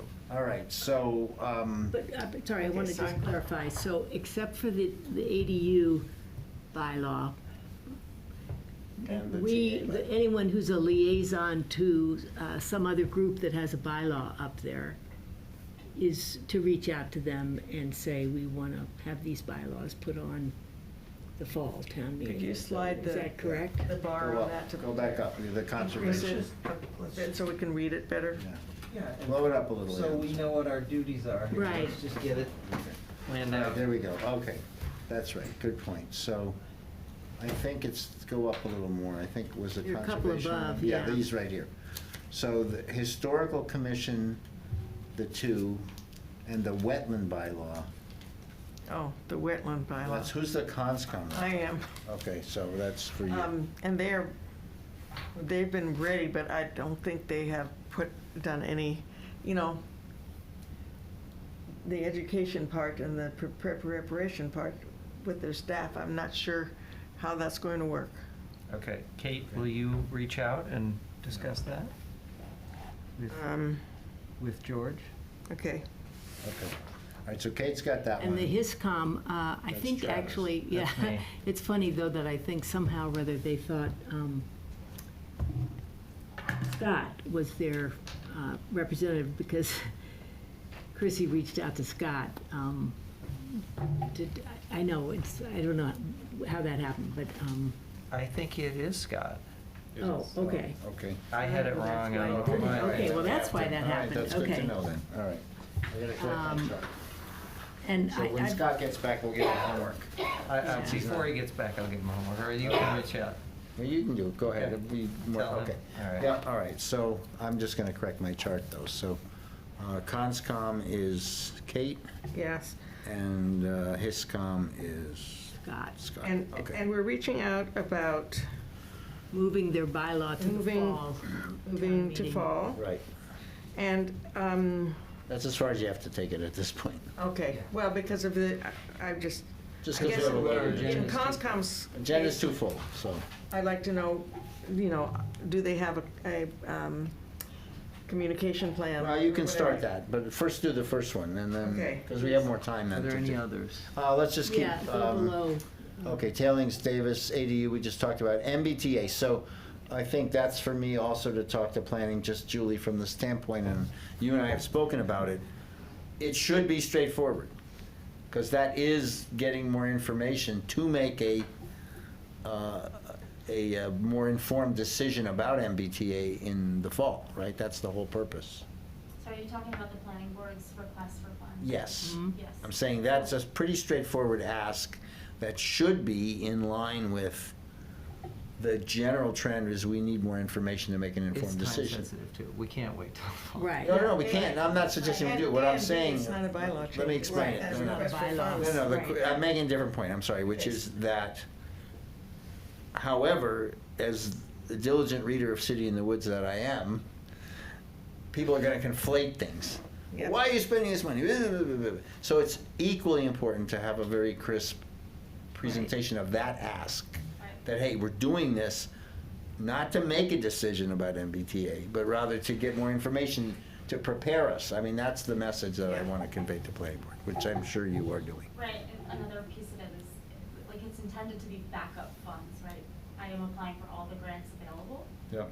and all the Okay. technical. So those are assistance messages we available. need to get out. Right. Then below that, and I'd forgotten, thank you for reminding me, is Ms. Blake. And Barney, we thought you might want to talk to her about if she's going to present. Okay, If she's going to present, same Yeah. thing for her. Okay. Get your ducks in a row. Okay, let's move on. Fire station, Travis, you know all that stuff, so. Yeah. Nancy has taken on Board of Health, I think. With Nancy. Mosquito monitoring, Nancy Pierce, I'm sorry, she's in our Ah. committee. Right. So I'll circle back with her Thursday, see if she's doing that. Keep going, celebration. Most of this we think we can do to the consent agenda. We're gonna try to be more aggressive with consent agenda. Treasurer, that's again pretty simple. Is there anybody else's? It's a solicitor bylaw. Keep going. That's the police, they don't want people Yeah. walking around town soliciting. So that would go to fall, I guess, right? Without a permit. Would that go to fall? I think so. Yeah, should we would- put the who would do that? solicitor bylaw on the fall town Yeah. meeting? Who would, I can Yeah. talk to Chief. I okay. think that's a good idea. Are we kind of in consensus that that would be? Yeah, yeah. Yes. Okay. so- Ryan. And I have a typo there. Okay. Let's see, Okay. C, select board. Typos accepted. Okay. Oh, select board question on 45. Is it CPA or bust? That's, Cemetery improvements? We yeah. have more updates during the CPA section of this. Okay, so I don't need to rebut that. All right. Okay, that's it. So that's all I got. That's great. Okay. We're good. All right, next, warrant article discussion. That was kind of part of our discussion. Yeah. Yeah. We beat you to it. Okay. Okay, my goal here is to have the select board continue to answer some questions and specifically ask you what information you need or what presentations you want about some stuff that's gonna be happening in town meetings so that we can prepare that and get that on an agenda for you. So I will discuss the budget with you as long as you let me bracket it. So, I mean, I'll do whatever you guys want, but the budget, right now, in the first swing at draft 2 to be confirmed Thursday, in preparation for a presentation to you on March 11th, the Finance Committee has tentatively recommended a cut of $250,000 in expenses and introduced $350,000 in new revenue, which has reduced the average tax bill increase to a little bit under 3.5%, which is within your target range if you consider the conservatism of the tool we use. That being said, the rest of this financial picture is within those constraints to be decided on Thursday and presented to you as a full recommendation from the Finance Committee as draft 2 of the budget on March 11th. So can I stop you before I forget? Yes. So Thursday's FinCom, right? That's Yes. what they're doing? And the cuts have been identified and the revenue upsides have been identified? Yes. Okay, As a draft. okay. I'm just conveying that information. So if that held, I'll increase the size before I'm asked. Thank you. Here is the available free cash, or the ammunition, as a military guy would say, for the warrant articles and the capital that's being considered. Yep. And I want to give this to you so that when we go through the capital, you can let me know what you want for additional information about each one of those items. So current stabilization amount is around 1.3 million, with our free cash being certified at around 4.8, for a total reserve of about 6.2 million, which is 16.86% of the current budget version, draft 2, which I just described to you. So pretty solid number. If you continue your reserve target of 12% of that, so that's that 12% of the current projected budget, you would have 1.787 million over reserve, so available. Current proposed uses, if you agree to everything that's been asked, which is a big if. Yeah. The operating budget would have 200,000 in free cash use.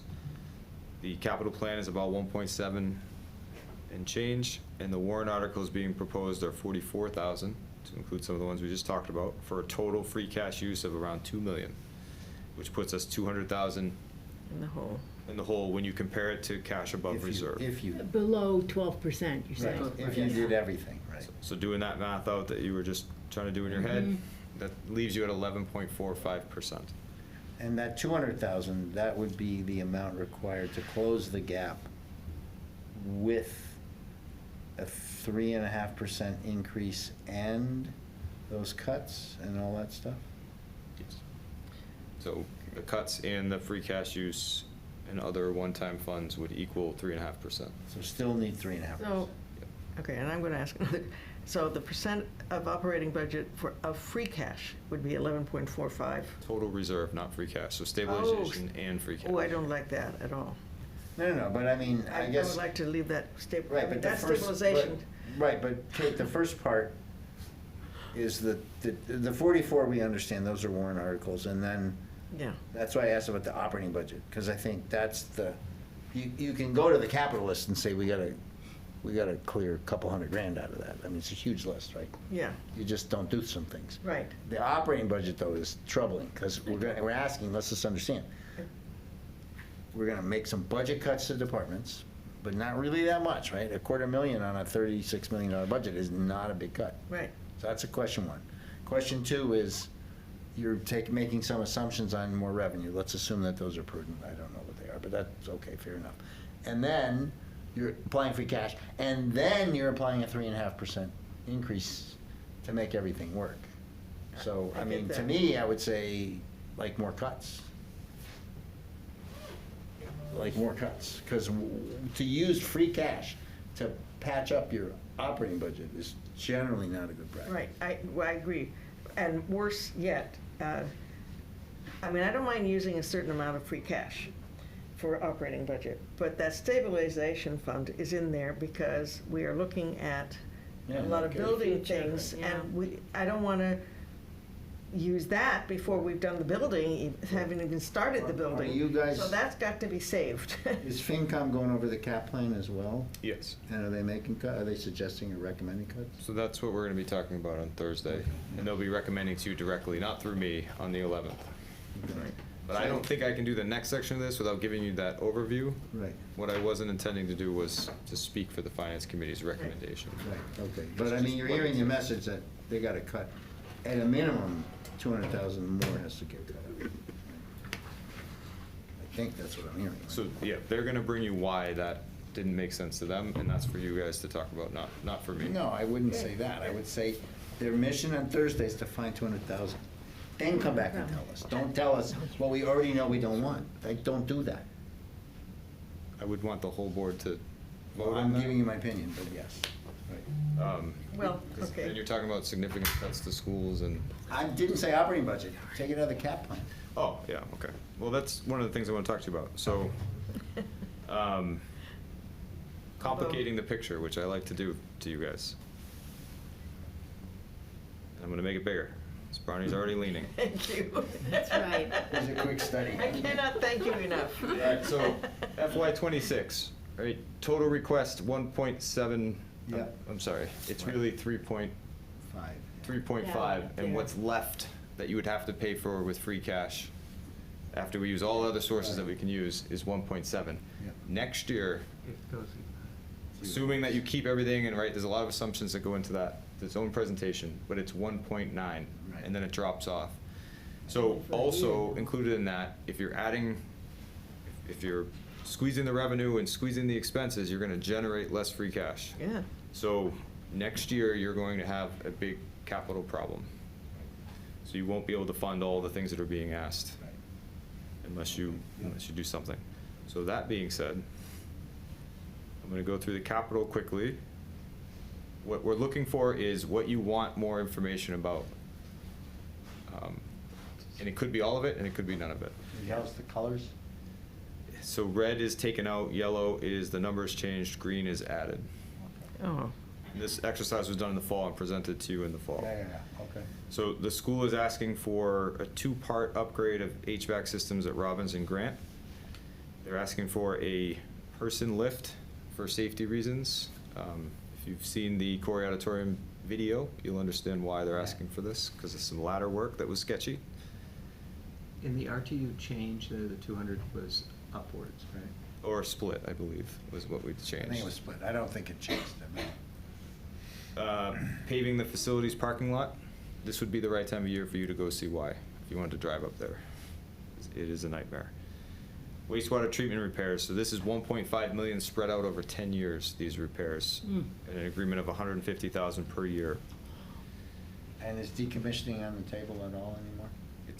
I'm waiting for more directive, but it is on the table. The school infrastructure is servers and Wi-Fi equipment.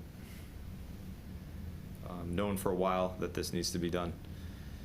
DPW is asking for a trash container, a roadside tractor and mower, and a stand-up mower for the cemetery.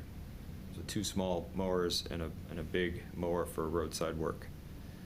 The select, I'm sorry. That, but that has the intention of saving cost along the way, right? It does. Because rather than sub it out, we would do it ourselves. Correct. Okay. Also convenience and effectiveness. So you could target mowing rather than hoping you get everything that's going to be an issue and then return it. The select board asked for $800,000 in road maintenance. Which 400,000 is being paid It's being funded by the state funds and reserves. The fire department is asking to upgrade their master box system and for a power cot and loader. The power cot and loader is coming from the ambulance reserve fund, so it's not free money, but it's not impacting Right. free cash. The entire public safety team is asking for an upgrade to their CAD system. What's that in dollars? 230,000. Is that in the purple that we can't read? Yes. Okay. Black on purple, so. That's so we don't see it. Yeah, white, yeah. That's how you get it passed. And then the police is asking for a cyclical replacement of their cruiser and a drone. A drone. How much is that? What's the one? cost of the drone? 16,700. Okay. 16,700. 16,000. Think of a small plane, not a Walmart Right. buzzer. They're also asking for a signboard. This is for enforcement, and a LiDAR unit, which is speed enforcement again. A lot of these requests are coming from safety committee discussions and other traffic concerns Yeah. in okay. town. And then, this is a current CPC consideration. Which one are Sorry. you looking at? This wouldn't be, so this is wrong. So pickleball courts aren't on here. It's actually No, it should be going. renovation of, several renovations that are going to But come. It's CPC. Yeah. And same thing with the splash pad, that's not on there anymore either. No. Okay, the seniors, senior COHS is asking for an upgrade to their SUV, Which is how much? 45,000. Buy a whole new SUV for that game. That's what they want. Yeah. New Nissan Yes. Rogue. Oh, new, okay. And does that count getting anything selling or the one we've got? Yeah. Or is it not Trade-in. worth anything, a So the trade-in? current SUV is a trade-in from the police already. So yes, but I don't think Not you're gonna much. get much.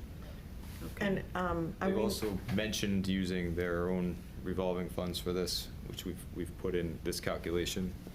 And then there's the consideration of, this just popped on, and maybe you should think about it, or have the new director assess it. Yeah. Yeah. Yeah. okay. yeah, Right.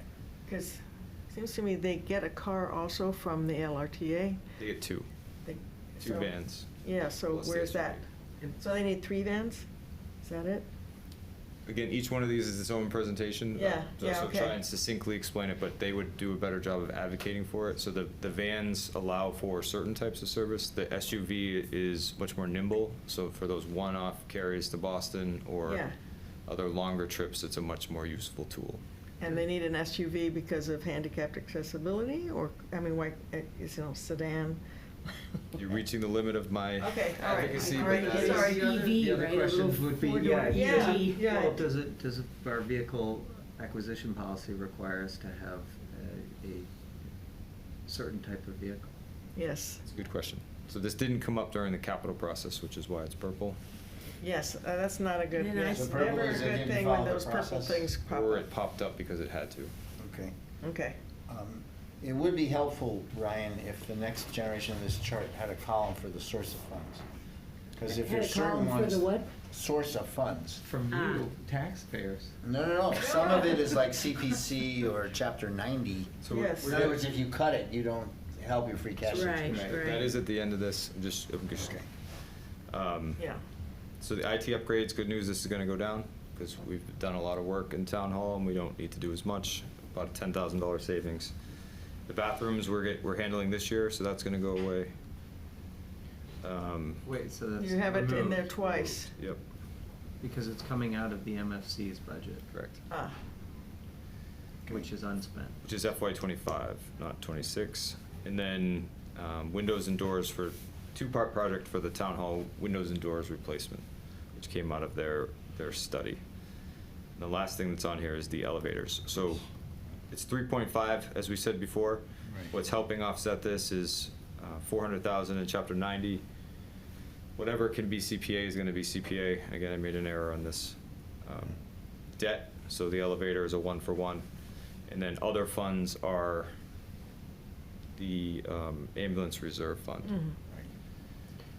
But the point is, if you were seeking to carve 200,000 out of the free cash, we'd want to know which of those projects would be the ones we would target, Okay. in my opinion. Yep. Like, what's a compelling reason for the windows and doors in town hall? Deferred building maintenance. You can read the report. So the MFC discussed this. More important than roads? I don't know.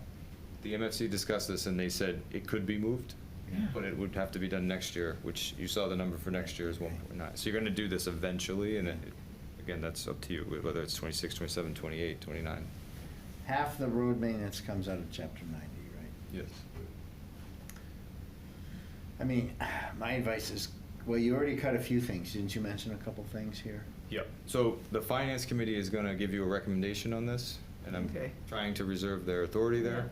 Right. What I need to know is what you need to know more information about, like which ones do you need presentations on, if any, and maybe you don't need to answer me now. Based on what I saw, the drone, I'd like Yeah. to know why Yes. that's needed. Yeah. I think we talked The about the Nissan Rogue. Nissan, you know, Right, the whether. COA van And think replacement. about the policy, our whatever vehicle acquisition policy, and understand Yeah. that. Can we limp along without a new cruiser? I know I bring that up all the time. We do bring I would that up, say don't no. we? What are the other, the CAD system? That's a new pop-up, right? The purples are new pop-ups. It's a huge number, too. Yeah, we talked about this a lot in the capital. Yeah. The CAD system replacement is vital, so when it goes, and then we're Okay. in a lot of trouble This because is what, And does it it was how stand much, what was for? the amount again, sorry? it is the dispatch system. It's what comes up and allows you to respond to any public Dispatch. safety emergency. And how much, what's the amount? 230,000. 230,000. There's your Yeah, there you 200,000 go. right there. Yeah, Yeah. but, But well, if so you move it maybe to the we- right, you're not helping yourself, right? That's the. Eventually, you'll have to address it, and Yeah. probably in the next 18 to 24 months. Yeah. Yes, okay. I mean, again, I would say, because the FinCom has spent, many meetings wire brushing these things and listening to presentations, I would prefer to say that we are uncomfortable piercing the 12% barrier. Yeah, So you gotta get down to you gotta take 200 out. It can come from any combination of operating expenses and capital. We don't want your recommendation that says we're 200,000 over. We want your recommendation of what you would do if that's your mandate, taking 200,000 out of the package. That's what I would. You think?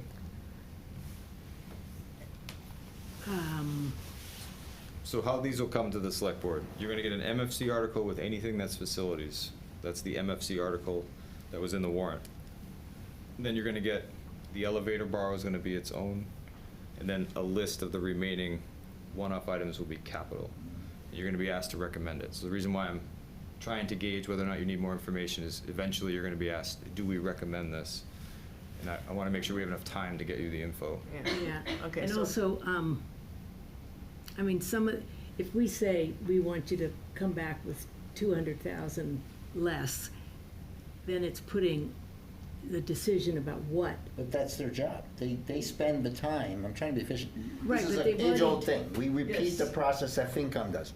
FinCom is there. I spent 9 years doing this. No, but To David. listen to all these minutiae. Yeah, but David, they've already done that with But- with the request to people to cut their budgets, Sure. right? And so Yeah. they've already done both sides of. And there's still 200 less heavy. I expense get it, and yeah. more revenue.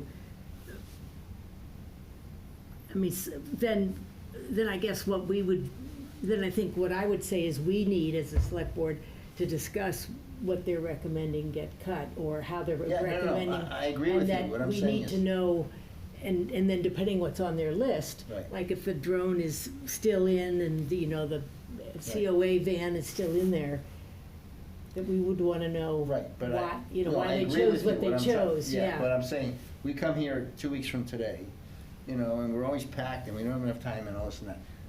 They got a whole session Thursday and then they probably have another meeting even before they see us. Like, if they were to rack and stack, we don't have to accept it. We can override it. We always can. But at least we know, I'd rather not say, bring me your list and make us chop the money. Chop the money. We can always decide that, no, we don't agree with the way you stacked it. But they're the experts. Right now, they're the subject matter experts. That's my opinion. And you're saying, Ryan, you want to know, whichever way it goes, if they come back with a list that now is 200,000 less, we don't know what will be on that list to be able to say, and so we'd want more information about X, Y, or Z on the list. Yeah, just think about, you know, if it showed up, I'm trying to be punchy at 9:05 on purpose, but like, this is stupid. Why is this on here? Yeah. I'm trying to avoid that by. Yes. Because each one of these has its own presentation and story, and Yeah. so if you need more information now, we're trying to pull that out. So when the finance committee recommendation comes in front of you, it's going to be based off the whole picture, and then you'll have the ability to. I guess my question is, of the new things, why now, why not later? So you sort of answered some of the dispatch, but I want to know how come it didn't appear on our list last year already in that case, you know?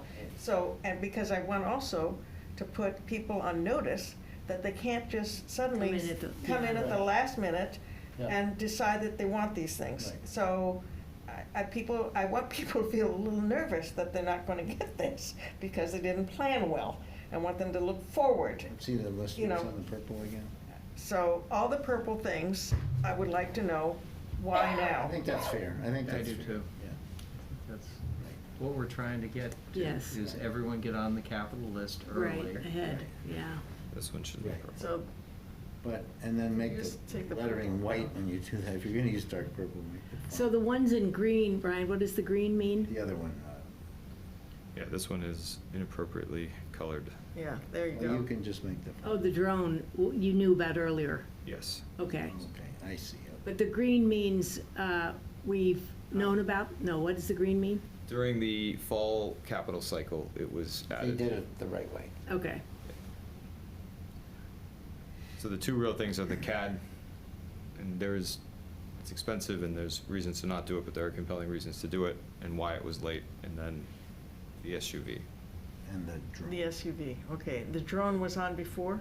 Mm-hmm. Yes. Well, even though it was on before, you can still challenge. Yeah, okay, so then Right. of the ones that were not purple, we have questions, we'd like to know more again about the drone, and if it can, I guess the next question is, which of these could be done 3 years from now, you know, if not. Right, not next year, but Not the next year year, after. but So on that year after note, that. on that note, Ryan, if I understand correctly, the 160,000 for the mower or whatever it is, that's so we can do the mowing ourselves? Yes. And right now, what do we pay outside? Like, what's the payback of that kind? Well, this would be a presentation, probably, right? Yeah, I would want to give you the exact numbers. Okay, Yeah. that would be Okay. one I would flag. So on the Because you big could always ones, live 'cause- along for a couple of years doing what you're doing. and You could. Yes. The CapEx. Yes, so And a good question would be payback on The the mowers. mower. Yeah. And I guess I'd like to know about payback on windows on the town hall. Yeah, I like that too, I agree. And the roadside tractor and mower is replacing something that we already have? No, it's an addition. Be new. Okay. And that's for the same reason, because then we could do it ourselves instead of contracting it out? Yeah. That it's- is the thing. It's a generational request from the DPW. This has Okay. always been something they wanted. They wanted a bucket truck, too. And then, Yes. and then what's the timeline The to fire department determine always whether we wanted can a boat. decom the wastewater? It would take a couple of years. Couple years, so we're on the hook for repairs, like 150 repairs anyway, no matter what we do. Decommissioning it's a public and political discussion as well, so. Sorry, what did we do? The wastewater wastewater treatment treatment plant. Oh, the wastewater treatment. Another great investment by the town. Okay. Okay. Thank you, Ryan. Thank This you. was Yes. really Okay. helpful. Okay. More work. Are we out of time? Hey, are Well, we we gonna never try have to time. No, settle the we- town meeting for fall? We're gonna look at those dates Yes, that we you have to had? look at We're that. gonna do that. We can move to that now if you want, but we do have more time, right? Okay, so I just have a few more big items that I want to put on your radar, Okay. because it gets lost in the big picture stuff. So the fire truck is an additional borrow of $325,000 that fits into the current operating budget model that you saw. So it would not change costs, it just would be. But it's borrowed, it's debt. right? It's debt, yeah. It's gonna be squeezed into the debt picture. Yeah, okay. What's new from the MFC is the library coils. Oh. They had 200,000 for it last year. Did the engineering study, and it's a little under 700,000. Ooh. Library coils. Wow. Yeah, I think that's high, but somewhere between 600,000 and 700,000. yeah. So That's a borrow. they're gonna bring this to you as a borrow. Okay. The timing of it is to time up with the library renovation. So Yeah. could it go next spring? Maybe, but in order to But it's time. yeah. So you could authorize it but not borrow it for X Right. years, but, Mm-hmm. you know, it's 75% of the elevator borrow, so this would impact the operating budget quite a bit. Once it get borrowed, yeah. So the amenities building, this is my editorial. Oh. Please note, if the CPC does not recommend using CPC funds, then I do believe, and Brian's on, so he can tell you that the school's gonna bring this as a not CPC article, so you should just have that in the back of your mind. So is it been passed by Concord? Is it for sure gonna be on there? Their meeting's after ours. Okay, so we don't know. And And Concord did Barney, vote is- not to use, their CPC voted not to not to. provide any But CPC. is it because money. it is illegal use of, or just they don't think it's a No. priority? No, it's permissible. Okay, so you've determined it would be, and we could do it a different way than them, right? We could use ours. Absolutely. Okay. Yep. Okay, So and again, how I much mean- are we talking? 450,000 on the high end. You got plenty of CPC. Okay, although I still feel that school should go out and look for other money as well. Yeah. Yeah, this Um, really irritates me. All right, CPC, it's its own presentation, and of course, you're gonna get recommendations, but there's a lot of stuff in here. Well, Well, you should unfortunately take off the cemetery, the 2 cemetery applications, because we've learned that they're not eligible, Ah, oh, given what they are, how are yeah. we gonna pay for those then? But, yeah, the amenities building is on there, and then, and did we get the presentation from Julie, or was that a different meeting?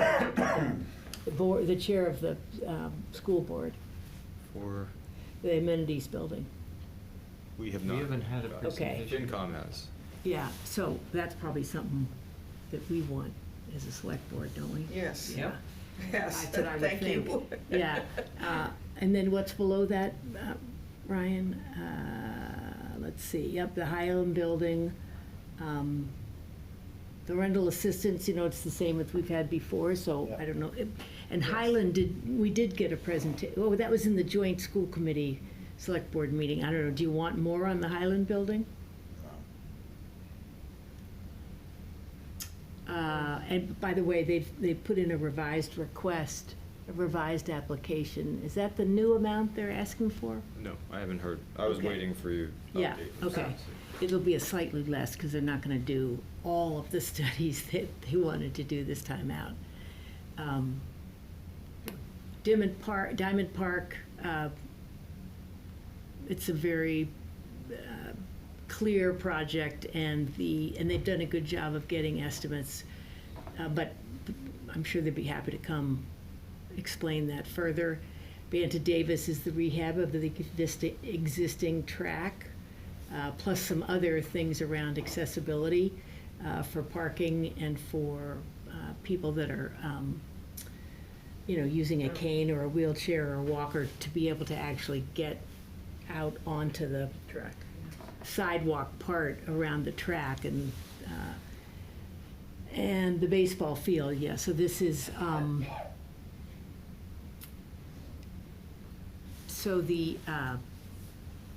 if you're looking at Spalding, that baseball field to the right in the corner, just below Diamond Park, that was the original ball field that was built when Spalding donated the land, and it's the only 90-foot ball field, certainly in Carlisle, and there's only one other evidently in Concord, and it's you can't have like the high school play on them. They need a 90-foot field for their practicing. And then I guess there's some local groups that have said they'd love to do an adult league if it was a 90-foot field. And in addition to that, it's got a, there's the original, what would you call it? Kind of the stone wall that holds up that little hill behind Dimmock Park is the original kind of historic wall that was built early on. So that's why the Historical Society is interested, as well as the RecCom, in rehabilitating that And ball field. RecCom solicited money from those leagues that might be wanting to use it. No. So, I mean, but you they kind of said- would they like have to see said- put their money where their mouths Yeah, are, yeah. because I hate to build a baseball 90-foot, field that right. nobody comes. But I would play say that, you know, as a baseball parent back in the day, like, we suck compared to Concord. Like, all the baseball games are in Concord. So if you're looking at it from the CCYB, you know, we really should be having some ball fields that can be used by the leagues. We always travel to. Yeah. But they don't use 90-foot fields unless it's. Well, but they can You're be with the adapted. business, Yeah, they can be adapted. I don't know the ins and outs of it. I'm just pointing out Yeah. that we Yeah. haven't held up our end. But we could also have that presented to the board if people, if we want to know more. And then the Heald House and Barn is, you know, they've done a whole capital campaign. They've quite successfully raised a significant amount of money, like it's over, I think, 160,000 or something. So they've done a bunch of the rehab work, but they need 24,000 to do the outside of the barn, repaint it, and then there's some clapboards and some shingles that need repair. And so this is coming from the Historical Society. And that's for 24,000. Legitimate. So, So these have all been vetted by your committee and recommended? yeah, I mean, there's some things there's some follow-up we're doing with Heald House, because inside stuff they want to do isn't actually eligible. But again, Yeah. opting not to do any of these would not help Doesn't our free change our, cash. right. And so unless you're not going to support the amenities building, there's not really a free cash issue. Yeah. Okay. And in fact, our committee, we hadn't taken a vote yet, but our committee felt, we were in agreement that we should, assuming that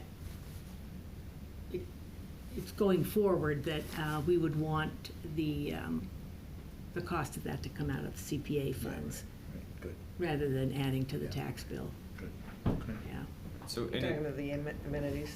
yeah, yeah. So any bylaws that sneak through, I'm recommending you have a presentation about each. Yeah, The three from the treasurer, you've talked with the treasurer about. yeah. Davis Land, I think you're familiar with. Mm-hmm. So the bylaw. More to come on MBTA's, I'm tracking that. So fire station design, we have,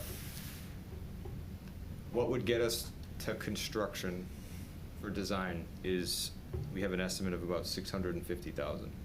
So the question that you have to ask yourself for this is, are you going to debt exclude it?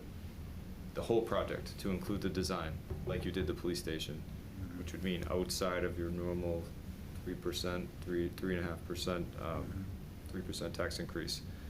If so, then we need to do a ballot. So Right. that's why we have to discuss that one soon. Police station, we'll know that number in mid-March. Thought you said we weren't gonna need it. But on is it, Now you think we will? Okay, need it? so we don't need any money to get to town meeting. If you wanna go past town meeting, that's when you're gonna need more. No, I money. mean, I thought, so what did we authorize, 3.5? For the We've police already station. authorized 3.5. Police station. Didn't we do that last year? Yeah. we're You're talking saying about, it's gonna cost more than that? I'm just placeholder, just in case. Well, but last time you kinda said you didn't think it would cost more, but now it sounds like you Well, think it- it might cost Oh, more. I always hoped that it didn't cost more. I don't know that I ever committed to. We need a placeholder. No, of course we do, I'm Regardless. just handicapping the thing. Yeah. So yeah. can we go back to the fire station design though for a second? So we should have a conversation about that at the select board level, Yes. right? Mhm. Yeah. Absolutely. So that should be on there as one of our So what are the choices? The choices are, if we don't put it in debt exclusion, it's a capital, how is it treated? You could either use free cash or you'd have to borrow. I understand, but if it's free cash, it's like, it's on the capital side, I guess, right? Is it considered a capital Yeah. expense? So the risk, if we're trying to, and it's not part of the 1.7, it's not even on the list, right? It's how much money?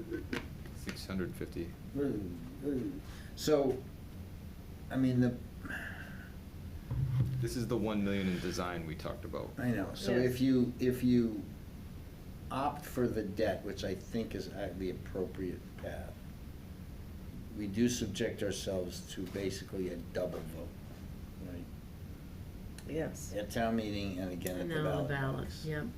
And we have, in the past, not always, but sometimes, people raise their hand at town meeting because they like get in the bandwagon, and then they and others who didn't go to town meeting go to the ballot box and say, well, what are we doing this for again, right? So, We do Well, have a that's part of our secret ballot marketing. now at town meeting, so that's changed a little. well, that's true, but you're talking about 5% at most of the people Correct. Mhm. coming, and turnout may not be huge, but it'll be more than 5% that will vote the next At the week. ballot, I mean, yeah. But, The- you know, in a way, it's more appropriate. I mean, Yeah, put it before Right. everyone. Yeah. Right. Yeah. So, And generally, the Yeah. people at town meeting, I would think of as voters, so you get a pretty good you get a good gauge. sample, right. I agree with that. So, I mean, that would be my bias would be to, like, I can't get my head around another 600,000 if we, like, what are you gonna do? How are you gonna do that? So I don't think there's probably a choice out of The big ask is gonna be 9+ million. it. Well, Next right, year. and so, Yes. Right. I mean. So if you can't get support for this, then Right, no, I think that's Yeah. a fair statement. And I also want to make the point that we've looked at free cash, and we've looked at other sources of capital like CPC and Chapter 90. But we really, really have to focus on the big debt picture. We need some presentation that says, okay, you got $1 million for elevators and 600 here, and there was some other stuff up top, some other excluded debt that you squeezed in there. And that's the little stuff, right? And then the 3 million plus on the police station. And now the 9, and then the DPW shed. And by the way, you know, maybe we wouldn't layer on Boghouse because we wouldn't, sounds like we wouldn't have to use debt for that. But I mean, that's the picture we But need to look Highland's at. coming. What's that? Highland. is Highland coming. is- Yeah. Maybe. Maybe. Yeah. That's why I think we But need that. it's helpful to see that whole picture, big Yeah. picture, Yeah. because if you get to your 20 million pretty quickly. Pretty quickly, and what's the takedown of that? So, yeah, we did, and during the capital presentation, which is still available on the website, Hmm. we continue to tell you, the finance team, that you cannot fit these projects into your current operating picture Right. without major cuts to services, to include education. So these votes are saying we're going above the normal increase for these Right. projects. And if that's not possible, then we have to have a much bigger conversation. Well, we do have to have a much bigger conversation, because, I mean, that's sort of my visceral objection, let's say, to both Boghouse and Highland. I mean, they're nice to haves, but how do you stack that against, and I realize Boghouse. Boghouse, we're not. We're not gonna pay for it that way, so it's not really, by the way, would Highland qualify for CPC? Oh, sure. Oh, they would, okay, right. So Yeah, that's because of a the different- historic element. Okay, right, Yeah. okay, so I mean, that's, And possibly if there's any recreation being done in there, some Well, it has to be recreation. outside, remember? Oh, does it have to be outside? It's It can't outside be indoor recre- no. recreation? Mm-mm. Oh, clean air in that, you know, recreation. okay. All right, Anyway, so, okay, we don't have to point debate taken. it. So, police station, so BOH, mosquito monitoring program, I think that's gonna generate significant discussion, so I'd Yeah, and recommend. I would like to know more about that, for sure. Two of these are the treasurer, the ones you haven't really, the only one you haven't really talked about is the HERO Act tax abatement, which increases the money and threshold for veterans in your community. We think that tax impact would be very low. That Yeah. won't be much. By the way, the celebration committee bylaw change, is that one that needs to happen at this town meeting, or No, can we that include could that go. in the fall? That can go to the fall. Yeah. Great. So somebody All right, will follow let's- up with Scott? Let's move that. It hasn't stopped Scott Evans from running amok, so. Yeah. And then, all right, so just real quick, because I know time is a thing. Yeah. So if it can't be CPC, the cemetery improvements, you got a presentation about the cemetery improvements? Yeah. Then it would have to come from free cash. The only other thing that I can think of, David and I met with our investing firm as part of my working group to look at overall town finance operations. We do have the cemetery perpetual fund, which should be tapped for some of this stuff, maybe. I gotta look into it. You're looking at Yeah, that. I would definitely look, because that would be totally appropriate. Right. Um, Right. Because what else are those funds for, if not to, They're sitting Um, around. Right, just make sitting around. Make- it possible for people to find the grave of their relative. yes, They're just sitting. yes, okay. Yeah. I think most of the project would be appropriate for that, but I think it's gonna be another discussion. Uh-huh, uh-huh. Yeah, If you're So not all gonna. of these are gonna be on the 11th? We're gonna go through all this? So, in our agenda building, I wanted to Yeah. have this conversation so we could. So we can move figure forward. out what we'll be on. Okay, you guys. And for the CTF, if you didn't find this out in time for Springtown meeting, could we just bring that to the Fall Town meeting? For the cemetery funds? Yes. Because it's not budget. 10 years from now, you are going to be saying, why didn't they focus on the cemetery renovation and expansion earlier? So we're just trying to save future use. 8 years, we're done. Yeah, Right? So yes, it can be funded to the fall, but they're gonna be madder. yeah. Right, that you- right, and then we'll find where the bodies are. Okay. All right, two more things that have to be you guys don't have to do anything, but COLA continues to be decided and then kind of talked Yes. about. And then the cultural council, you have not answered the question Mhm. about whether or not you support that funding. Mhm.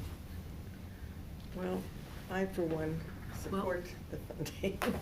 Well, we had where did this come gave up? a I can't remember, presentation but last one, and we happened to have a couple of people from the ESC here, whether there might be a willingness on the part of the ESC to help support that request and have, if there were funds in the ESC budget, to maybe put something in toward the cultural council. And the town, we would put in, half the request in our operating budget. I don't know if that's Your doable. suggestion? Well, where was I with this? I thought. Well, I that think came we up- talked about the fact that the ESC had 30,000 in their budget. 15.5. 15.5, okay, sorry, doubled. As was sort of an artifact of the fact that we thought we were gonna hire an ESC coordinator, and that was put in their budget for that, and then it wasn't used for that, so then they ended up with that left in their budget. Because, yeah, we had funded the route to sustainability. I think that might be last year, yeah. I don't think you don't have that kind of money now. They do. We do? Yep. It was never taken out of the budget. So, as a result, I So think. a different way to do that would be to not give them, they already have the money from last year, can they I'll- spend it for next year? I'm gonna show it to you. Well, Not the 30,000. not the 30, okay, How much is cultural one? 5,000, or No, 5,700. they We wanted, wanted 8,500, I thought. yeah, or 80, I what was thought the they- request? 8,700. 8,700, something like that? Oh, I thought it was thinking if we 57. split it, then, So right now, in the draft budget, Okay. the cultural council has their request now. I just zeroed out the whole budget. That's not good. I'm kidding. Undo. oh, you're right, it is 5,700. Yeah, 57. 5,700 for the cultural council, and Yeah. the ESC has 15,000. But In the budget, so for you all, what did you think your budgeted amount was in the town? 15,000. Oh, you did, okay. so. And what are you, other than but the route to sustainability, are you, We've already kept in,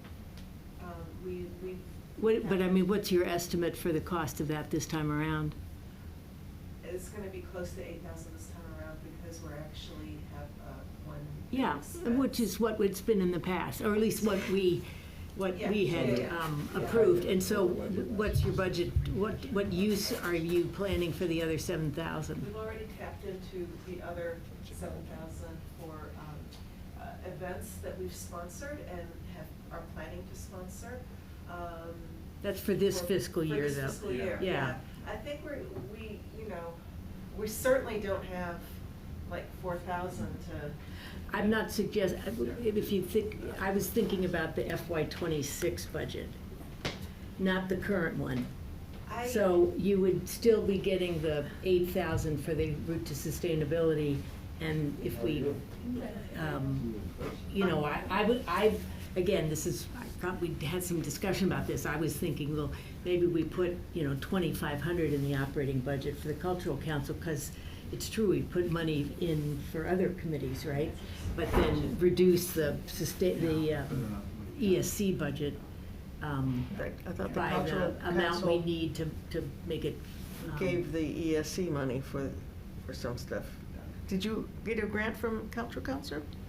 We've applied, Okay. but that's sort of they sort of requested for us to apply, and so we're not relying on that money. I think it helps with their publicity. Oh, my goodness. This is interesting. But that's a little Which bit. hand? And also It's going in your Cindy, pocket, but it's going on the other side. didn't come prepared to discuss our budget. Yeah. No, I know. Yeah. And I'm not taking this as, But I'll also say that it's not a big budget. It's like no, it's more if Neither is the cultural we're, council. we're trying to respond to the cultural council's request. They've never had any money in our operating budget. And they've been doing a lot more in the last 3 or 4 years than the original council was doing. So we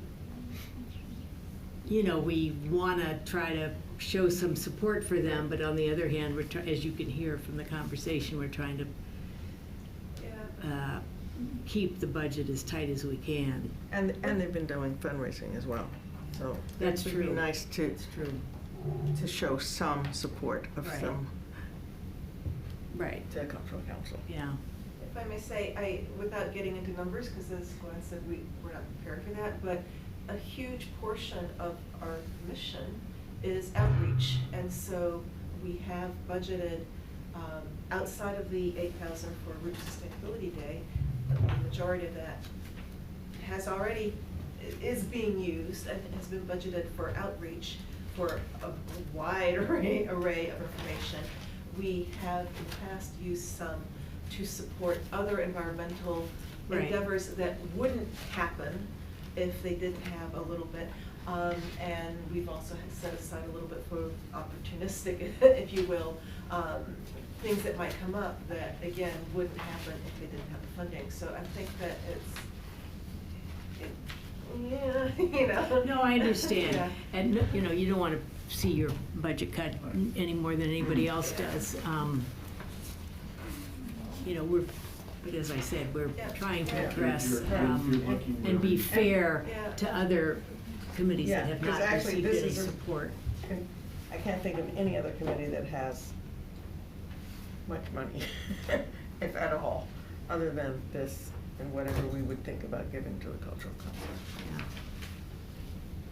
So the So- finance committee, the current draft, still be discussed on Thursday, does not include, or does include the 5,700 request from the cultural council, because you haven't acted on it yet, and it includes a 2% COLA. So the reason for bringing those two questions up are any recommendation that the FinCom makes to you, it will include those unless you tell them not to, Yeah.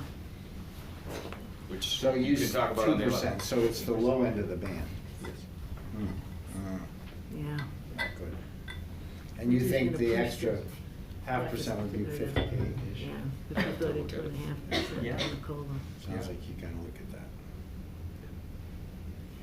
Well. Did you get us the, on the COLA increase, were saying earlier that you thought it was about this much, but you wanted to double check? Yeah, I do want to look at it. Okay, if If you you could want me to just- get calculated, I'll get it to you. Yeah, if you wanted to shoot us a note, yeah, about Well, what I have it you for learned. Thursday I think, for FinCom, it's more important. All right. Because I feel strongly that, if other entities in town are gonna get a 2.5% COLA. But let's, We wanna- I mean, yeah, but I think let's take it up a level, Barney, and think about, not now, I think we're done with it Yeah. tonight, but for the March 11th, again, try to think in terms of broad outlines, so we already Yeah. talked about Yeah. cutting 200,000 somehow. Yeah. But that still leaves us, and maybe more now if you add these things like Yeah. extra COLA, with a 3.5% increase. So we Right. also have Which to is high, think about, right. that's what we're recommending, right? And are we gonna be tougher, or are we gonna just do it? And Yeah. honestly, I don't know, I mean, that's the philosophical Yeah, thing. and I, and I'm probably bringing up Where's a Nathan when we need slightly, him? slightly. He would be He's like- on the finance committee. Yeah, exactly. Well, the other question is the school budget. I Right. know what you wrote to us was in that Yeah, list of reductions, yeah. they were reducing by how much? The FinCom said that the school budget should be reduced by 35,000, which was a commentary on their contingency line. So they increased their special education contingency line by around that. So FinCom is not telling them what to cut, but that's why they Shows that recommended number. the school committee cut. So the school committee didn't come back and didn't offer any information on what they would cut? Okay. Well, Whereas the town, or the Yeah, town some of the administrator, different went departments, yeah. through department by department, Right. and we had asked for a 2% reduction, and you found that within But- all, but not not all, from most schools. departments. But not from schools. Either of the Yeah, schools. so they asked to cut 2% from town hall budget, so we Correct. recommended a 2% cut, and I did the exercise, that no one else did, What about, so they cut the town stuff. what about the police, fire, the library? I mean, only the town hall is what got cut? Police and fire recommended cuts, but they Okay. were too much for the FinCom to consider. Okay, so they really what do didn't you cut mean, much. too much? The impact on services was too high. Ah, okay. But schools wasn't really challenged that way, right? What do you mean What was more, challenged? they didn't even get any information. Well, I mean, you asked the question of the new candidate, and you Yeah. got like nothing. And, I mean, Right. generally, I don't know that they're focused on this at all. They're Right. used to asking and getting, so I find it. And what is, it's 35,000 of their, what percent is that of their budget? 13 million? Yeah, tiny, right? 0.1%, right? Yeah, well, you cut 0.5%. 200, well, you, collectively, 200,000 on a $36 million budget. Oh. It's like 0.5%. And their budget is how much? Yeah, so you're gonna get a full recommendation from, so I'll tell you, the health insurance and retirement is 700,000 in new spend. Yeah.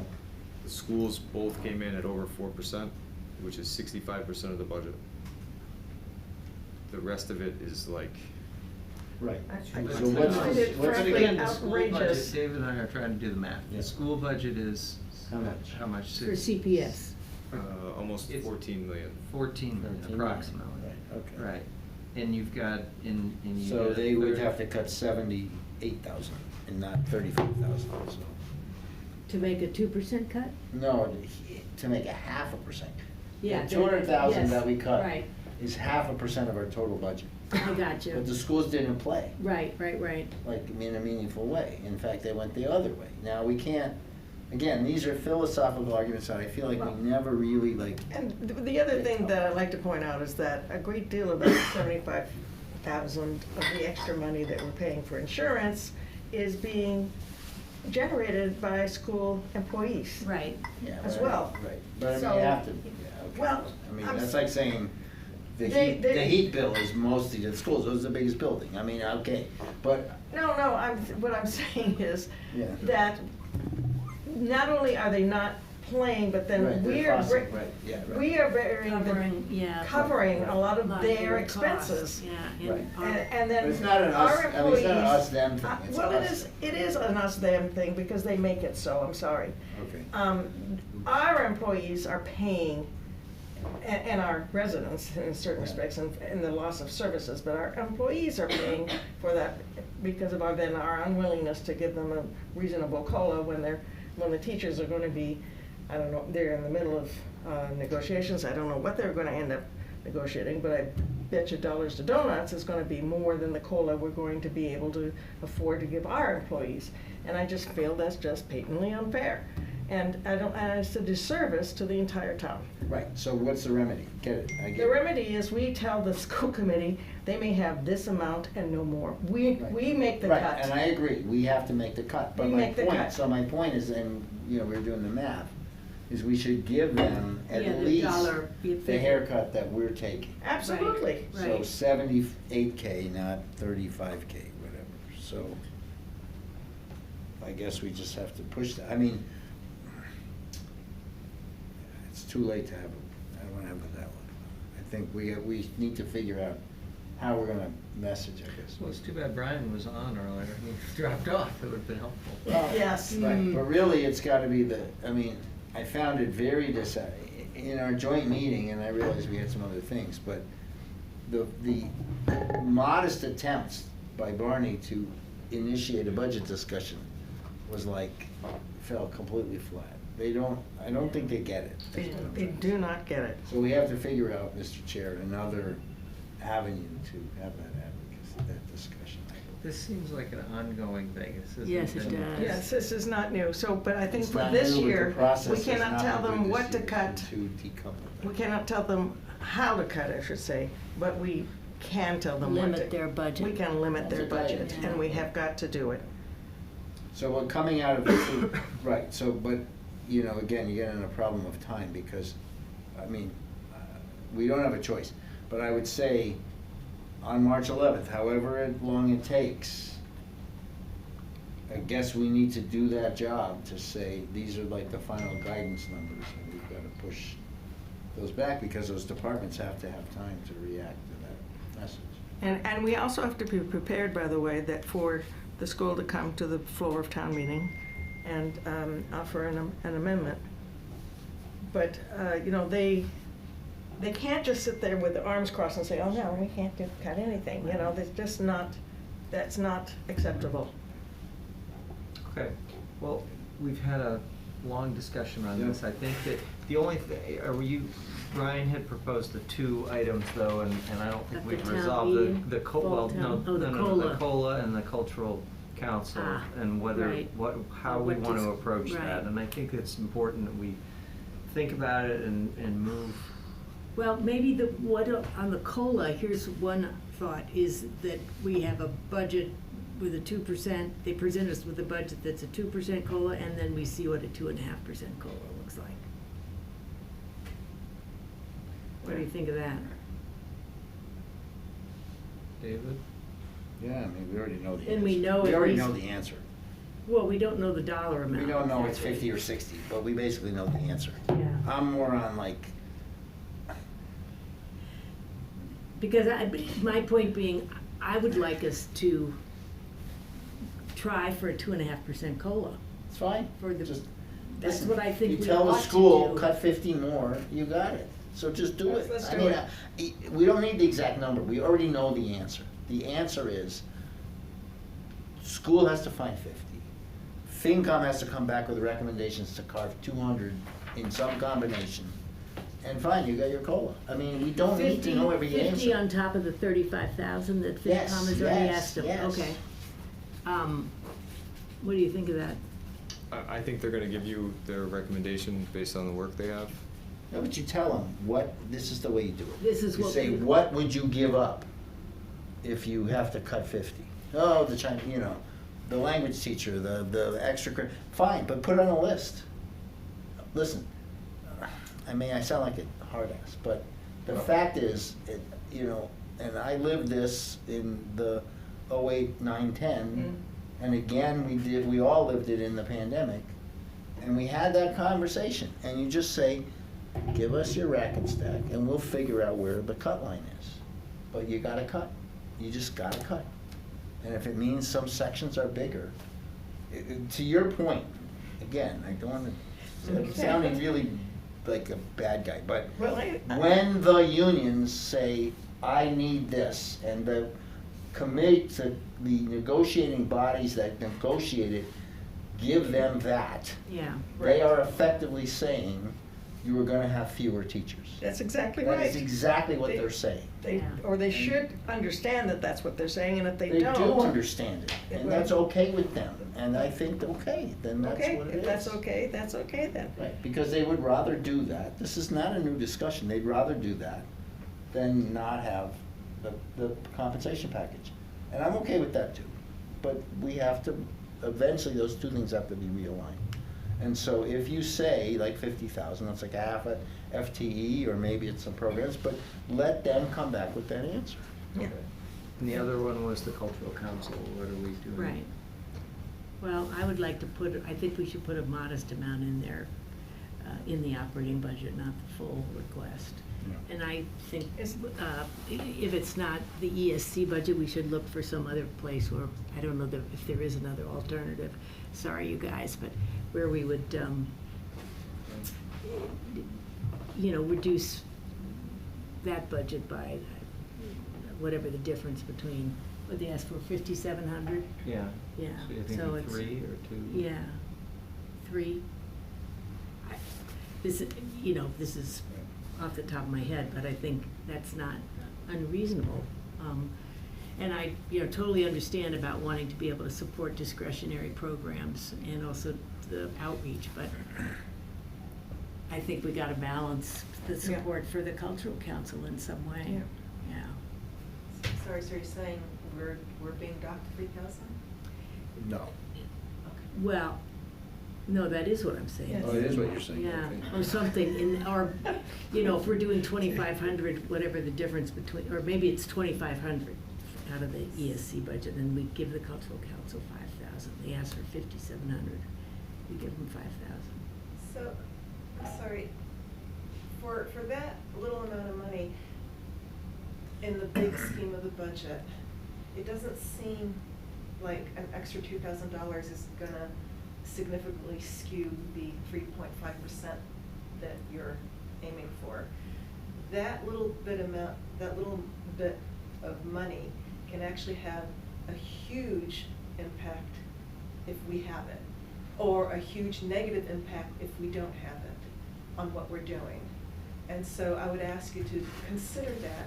If we're talking about $3,000, is it really worth hampering our efforts, which it would hamper quite a bit?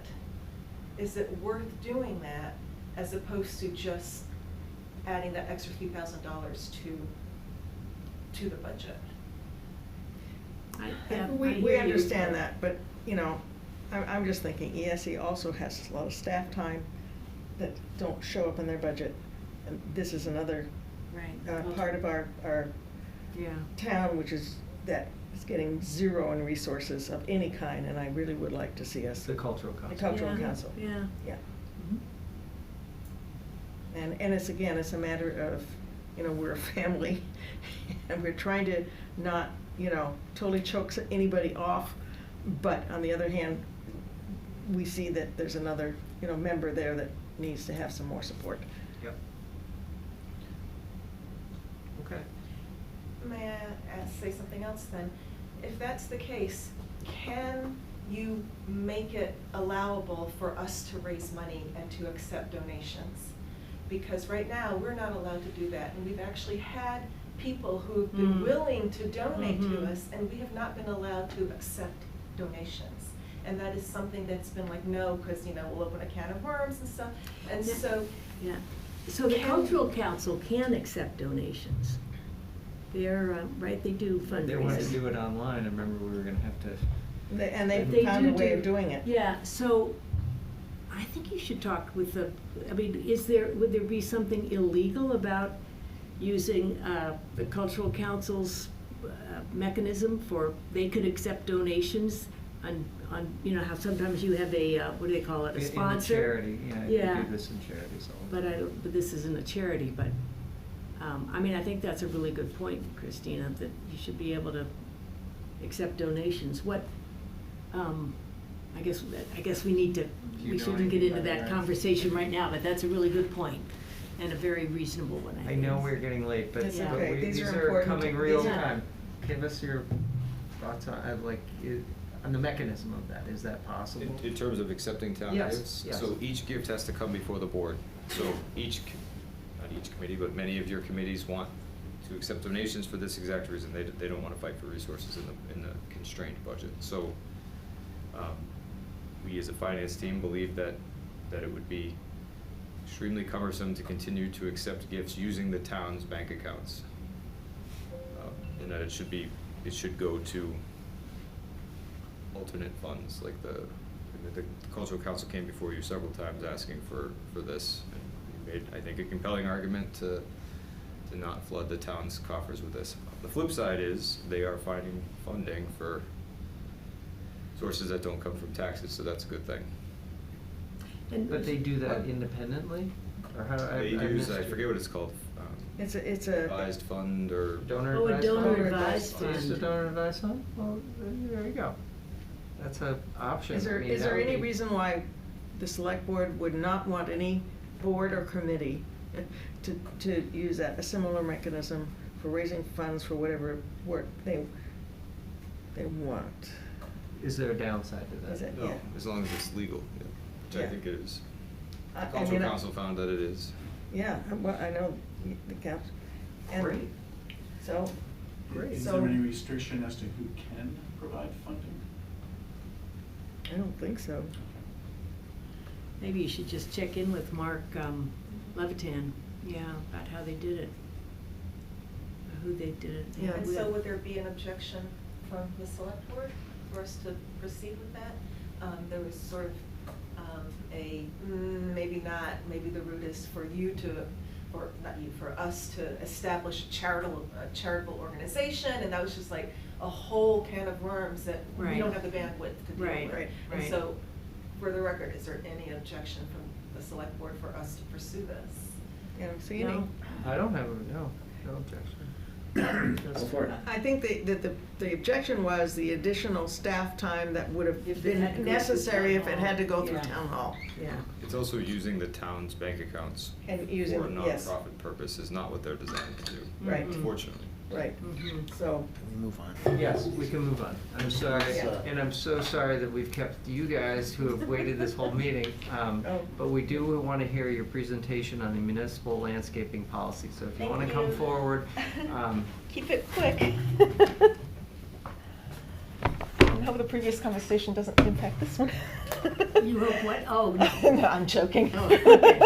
We won't hold it against you. No, you won't hold it against us, maybe.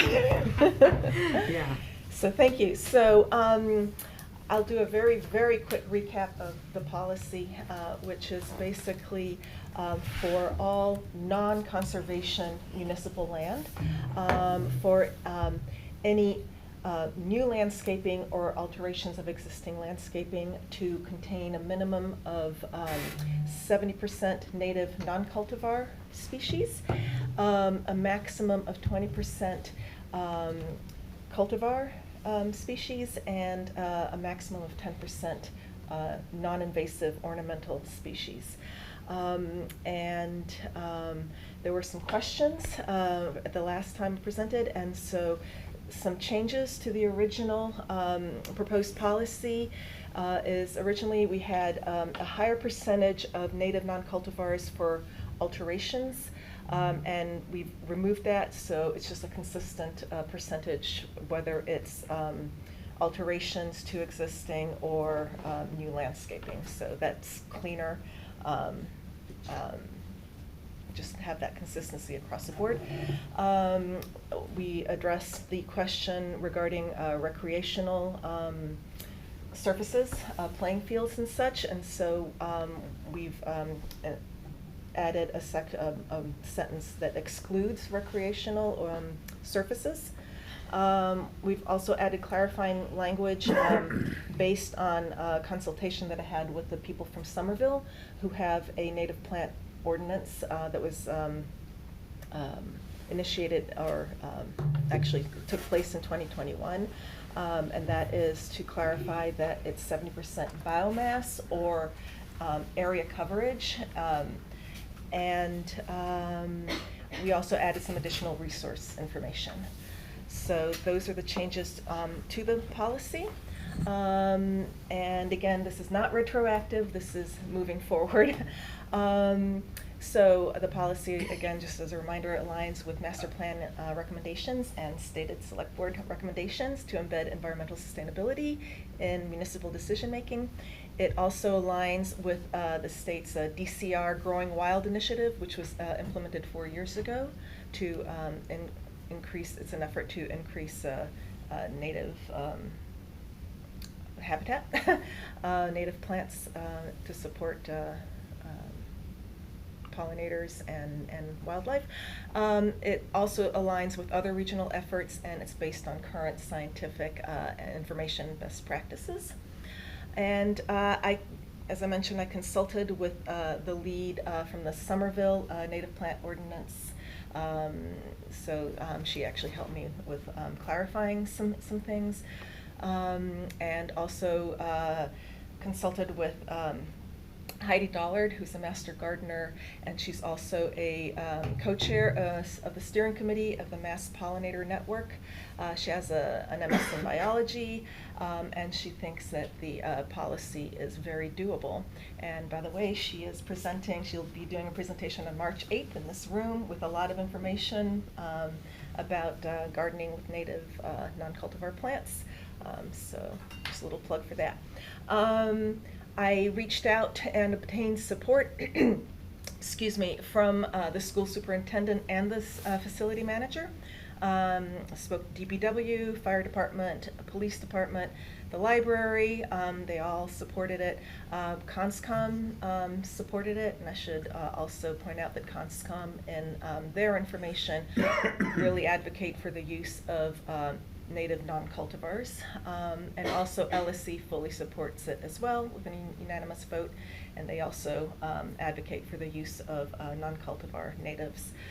I did reach out and presented to the RecCom. I have not had an official response from them, but they seem to ask really thoughtful questions. I did not, and Barney, correct me if I'm wrong, I know you were there, they didn't seem to be any like negative comments in relation to it. And the only resistance to this were from two members of the garden club who were invited to participate in one of the ESC meetings. I included the portion of the minutes from their participation in the packet. I alerted them about the fact that this was on the agenda for tonight as well. And yeah. And then for the question of cost that also came up, it's a little hard to make exact comparisons, but I did submit just like a little table of sort of comps, if you will, for upfront costs. And overall, if it was for an individual resident, it probably would end up being a little more expensive because native plants tend to be a little more expensive than the run-of-the-mill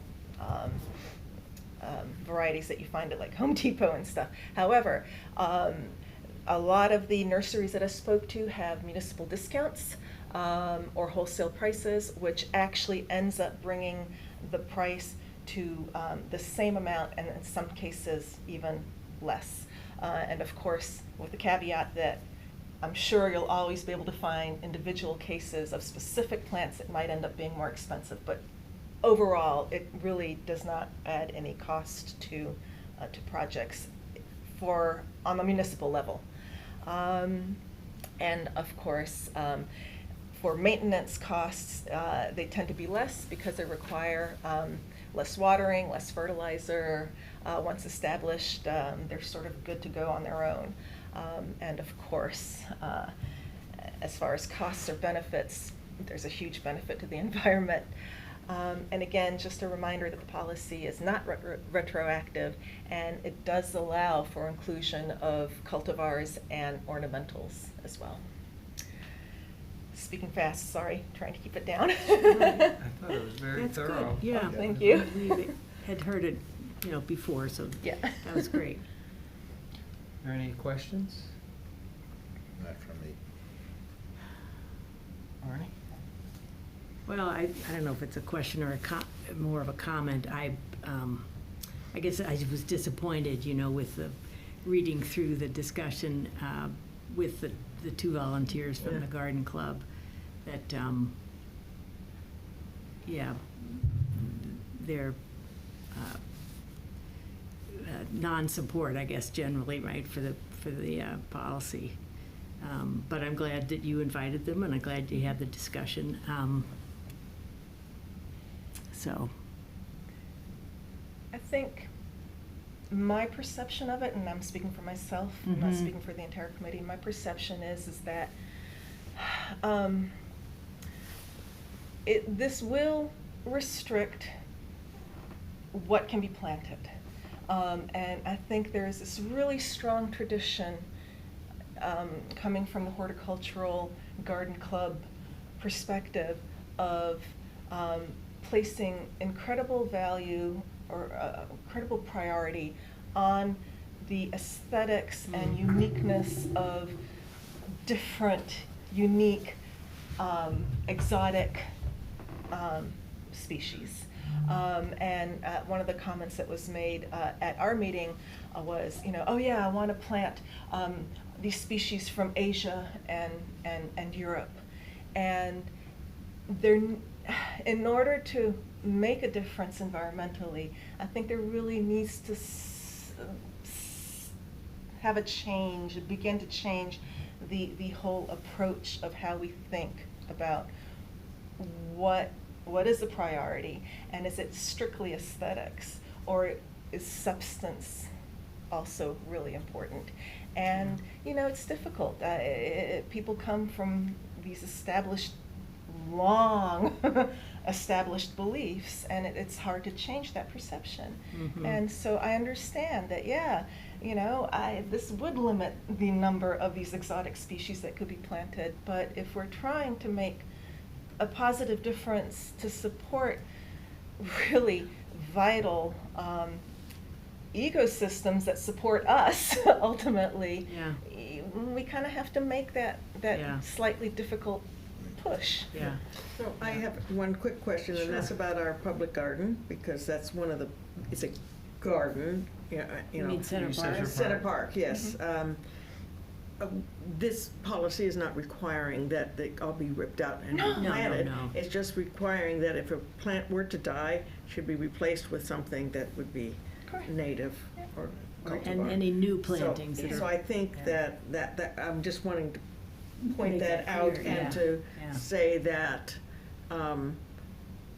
I personally would like to adopt this policy, and I would like us to then also ensure that whoever is, we have a sort of a separate entity maintaining that park, that they are made aware that this is our policy, and that we will expect them to adhere to it. Yeah. That's right, I agree. I agree, and I also support it. I think you're right, Christina. We need to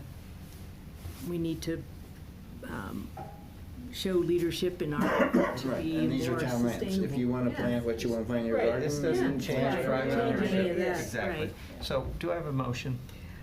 Hang on, I had it up here a second ago. Yeah. Time's ticking away. Yeah. Good idea. Move to accept the municipal landscaping policy as it appears in the packet. Second. Okay, any further discussion? Seeing none, I'll take a voice vote. All in favor? Aye. None opposed. Thank you, Thank you, guys. and thank you for squeezing it in. The Oh, timing is sorry good, we went so so. long. Should have So had it's it. good to, I know, we're getting toward the Spring. yay. All right. Thank you so much. Yeah. You're welcome. Now we're going to move on to our last item, or one of our last items, Town Administrator Report. Excellent. Before we do that, sorry, were we supposed to set a fall town meeting date That will tonight? probably come up in this report. No, but we do need to. Yes, Okay. let's, All right, so let's shall definitely. we just do that? Can we do that in March Yeah, 11th? We have to do that tonight. We do? I mean, and they were Why do you say recommending that? a Sunday. This is the planning board, right?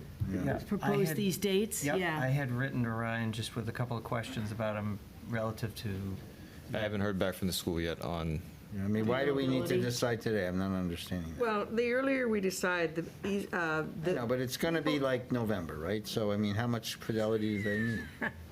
Honestly, it's, you know, Can it wait till March 11th is the Right, question. exactly. But I just had asked about the schools also, if there's any with, what is it, veterans? yeah, you need to know that stuff before you. Yeah, we need It's to not our check. opinion, it's not our. It wouldn't interfere with Veterans Day, but I didn't know if there was any kind of use of the, Right, I don't know. like Just ma- whatever it might be. or performances or, There might be. yeah. We had It an might- issue with flags interfering with a thing. I Right. want to make Yeah, sure there's right. no. I think that's exactly right. Right. Okay. All right, well, so let's make sure we do this on the 11th then. Yep, that'll be an Yeah. agenda item. Yeah, don't put it at 10:30. No, we'll put it right up front. Yeah, right. okay. Go. I'm going to get going with my town administrator report. So under town events and town hall news, the first floor furniture install will be on March 12th. Our contractors are coming in to renovate the COHS and town clerk space. This is ARPA funded, you'll remember. Yep. Residents should anticipate varying service levels at town hall that week. It will take about 3 days for this to complete. We're going to try to keep as much as town hall open as possible while remaining safe, and it is on the first floor, so there will be some disruptions. We are hosting an all-chairs meeting on March 7th. The agenda includes information about employee reviews, the town meeting, warrant, budgets, and, of course, reports from the committee. I'll be holding a coffee hour on March 11th at 10 a.m., and I expect town meeting and various budget articles to be something that is discussed there. I had the honor, with many of you, of attending the town replica flag ceremony on February 15th. It was very interesting. My 11-year-old daughter even thought so. Some of the highlights included the unveiling of the hand-sewn replica flag. The original flag was created by Beverly Heath, who was in attendance 50 years ago, and so was the original flag. It's been held by the Minutemen since that time. The late Barbara Lewis began the effort to replicate the flag after a resident saw that the State House did not have Carlisle's flag flying. She passed away during the creation of it, unfortunately. It was taken up by a couple people, and then Mary Beth Stevenson finished it. And we got to see the two flags side by side at that ceremony, and I thought that was great. The National Brain Tumor Society has requested permission to conduct their annual ride through Carlisle on Sunday, May 18th. There's a lot of information in your packet about this, and I am looking for a motion for you to support the town use. Both chiefs are recommending this event. That's not our town meeting, is it? That Sunday? May 18th? Oh, it is. Ooh, it It is, is. yes. It is. Does that, Good eye. Wow. It would be in the morning, so it wouldn't interfere. Okay. All right. okay. Let's move it. So And is maybe there- they'll use the food truck. I move to approve the request of the National Brain Tumor Society ride for the use of town roadways as described in the packet for their charity bike ride on Sunday, May 18th, 2025. Second. Okay, all in favor? Aye. Okay. Under our human resources update, Auburn's reporting, as you heard tonight, 2 new town hall staff members. Carter Tillman will serve as a DPW driver laborer, and Emma Casey will serve as our new public safety administrative assistant. We're also working with the COHS board. I met them today to further define the COHS director role and come up with a process for replacing or for installing a new director. And Aubrey's serving as the interim director, as you know, during this time, and doing a great job analyzing and working with our talented team. So services continue with almost no interruption. You heard a lot tonight about the FY26 budget, and here's an update on that. The Finance Committee is nearing the completion of Draft 2, with results being an average tax bill increase of less than 3.5%, addressing a so-called deficit of $700,000 using a combination of $250,000 in cuts to department budgets while using free cash and other one-time revenues to offset taxes. Some other budget news this week: we received an update from Maya that our health insurance will increase by 15.54%. This is the employee side and the employer side. If you include the 1% increase and increased town health insurance use, that budget is projected to grow by 20%, exceeding $300,000 in new spending. So health insurance is a problem here and everywhere. The average increase for town health insurance in Massachusetts is 14%. So we are We are on the bad side of 14, but nowhere near the 19 that some people are seeing. We discussed at length today capital, and it's a major focus for FY26 as we cannot fund all the department requests and maintain a 12% reserve per your policy. So that will be a significant focus in the next month. Your Municipal Facilities Committee is also proposing 3 substantial warrant articles, one for their deferred maintenance, the way they attack deferred maintenance in town, the other for a town elevator modernization project, and then the replacement of the library's HVAC coils. It'll be 3 separate articles. And lastly, the TSAC plans to recommend increasing the transfer station sticker fee to $50 in 2026. They will present their rationale and the projected impact of this increase at your March 25th meeting. Just want to give you a heads up on that. And is there anything included in the operating budget in terms of additional revenue? So that will offset, the Finance Committee is going to recommend $100,000 in local receipt projections. That would offset that $100,000. Not fully, but about half. We just had a little discussion about fall town meeting date. The planning board is proposing the following dates: Sunday, November 9th, Monday, November 10th, Sunday, November 16th, or Monday, November 17th. We're checking with the schools right now to see what's available, and you all just agreed to set that date on March 11th. We did. We did. We will. Volunteer appointment process. Attached to this report is a tentative timeline for the board's annual appointment process. This was requested by many boards, including your COHS, which is the most interested party. This will make sure that all appointments are open for a competitive process and will complete timely in June to make sure we have full boards and committees. For capital project updates, tomorrow I'm meeting with Nitch to go over our comprehensive culvert analysis, and this will influence our FY27 and beyond capital plan. The elevator project is just about ready for bid. It should go out to bid next week. This means the number for the elevator borrow will be a known number as of next month or the month after in Will plenty they of time. hold that price though through the? They will be required to hold that bid for town meeting, so that borrow number will be exact, unlike what happened with the fire truck. So we're trying to learn these lessons.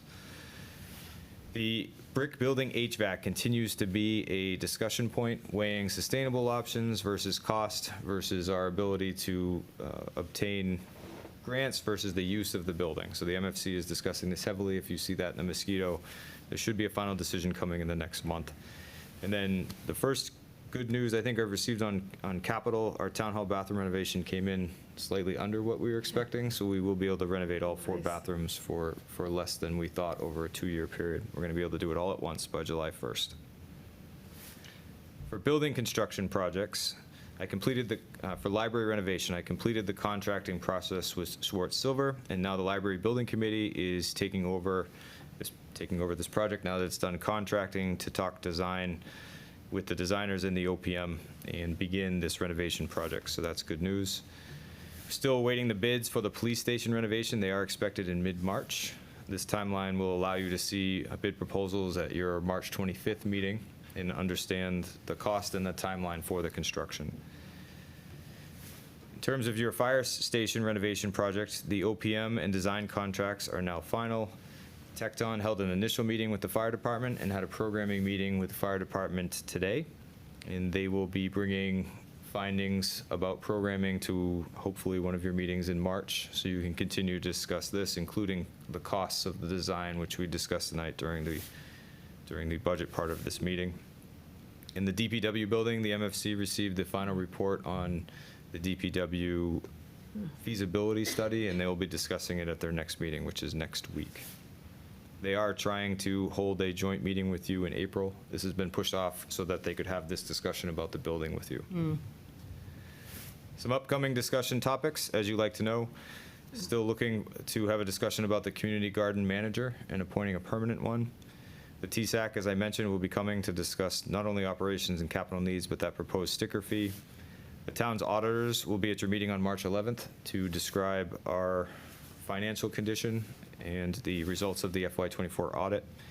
And Aubrey has been gathering requested changes and necessary changes to your personnel policies. She'll be vetting this with a small group and then bringing it to the board for an initial discussion about updates to the personnel policies that we would like to get in place by July 1. I have one approval notification for you. We approved the use of the town common as it met with your policies for the annual Memorial Day poppy display. This is one of my favorite things that Carlisle does. The display will appear from May 17th to June 1st. And then for staff recognition, although it's been nice this week, the last couple of weeks have been pretty terrible in terms of snow. Oh, yeah. I want to express my gratitude to our public safety teams for their exceptional work during the recent storms. I'd like to recognize the DPW for their dedication during these prolonged and challenging storms, 3 of which exceeded 12 hours of operational time for our DPW. This largely occurred during the nighttime and weekend hours, removing these important employees from their families. These extended storms are demanding. They require multiple sweeps and treatments, and they lead to, again, extended overtime shifts. But our teams never complain. They always respond promptly. They do a great job. I always know when I hit another town, I won't point them out to embarrass them, but when I come to Carlisle, it's pretty good. And when I go to other towns, it's trash. So we're doing a great job. They also work to plow and clear municipal parking lots. Our facilities team does, so this helps offset the impact on our DPW. So I want to recognize Steve and Steven for coming in and conducting this overtime work to make sure our schools are open and our municipal buildings are open. So just want to recognize this extraordinary work and make sure the town understands all that goes into it. My report also includes some upcoming select board dates of interest and a draft agenda for your consideration and review. Unless there's any questions, Mr. Chair, that's my report. Great, thank you. When the motion for the one-day liquor license? A motion to what? For the one-day liquor license? Yes, please. I move to approve the application submitted by Phil Drew of the Carlisle Historical Society for the issuance of a one-day special license to sell cider at an event to be held on March 15th, 2025, during the hours of 10 a.m. through 3 p.m. at the First Religious Society, 27 School Street, Carlisle, Mass. And I assume that's hard cider. Second. All right. Boy. All in favor? Aye. Okay, that passes. Warrants and minutes. We had some minutes. I reviewed them and had some comments and gave them to Gretchen. I don't know if anyone else did. Just 2 nits I should have written her, but Sarah Wilson is without an H. Without an H, yeah. And Deborah Bentley is with a second E. So we trade the H for an E. Great. We can fix that. We'll fix that. Do I have a motion on the Minutes? minutes? I move to accept the minutes as modified For February 11th? for February 11th. Second. All right, all in favor? Aye. Okay, so they're now accepted. The last thing we'll do is public input. Is there anyone in the room who would like to make a comment? Seeing none. Is there anyone online who would like to speak? Nope, I'm good. I Well, don't know that anyone else is here. Alan's here too. Alan's here, maybe. But thank you for hanging on so long. Appreciate your I involvement. took a break to make cookies and then I came back. Yeah, you should bring them next time, Bring them John. down, John. All right. Is Kate really moving to That's because we're France? short. Kate's moving to France. See, we're I all thought she was joking. Nope. Right, sorry, I'm done.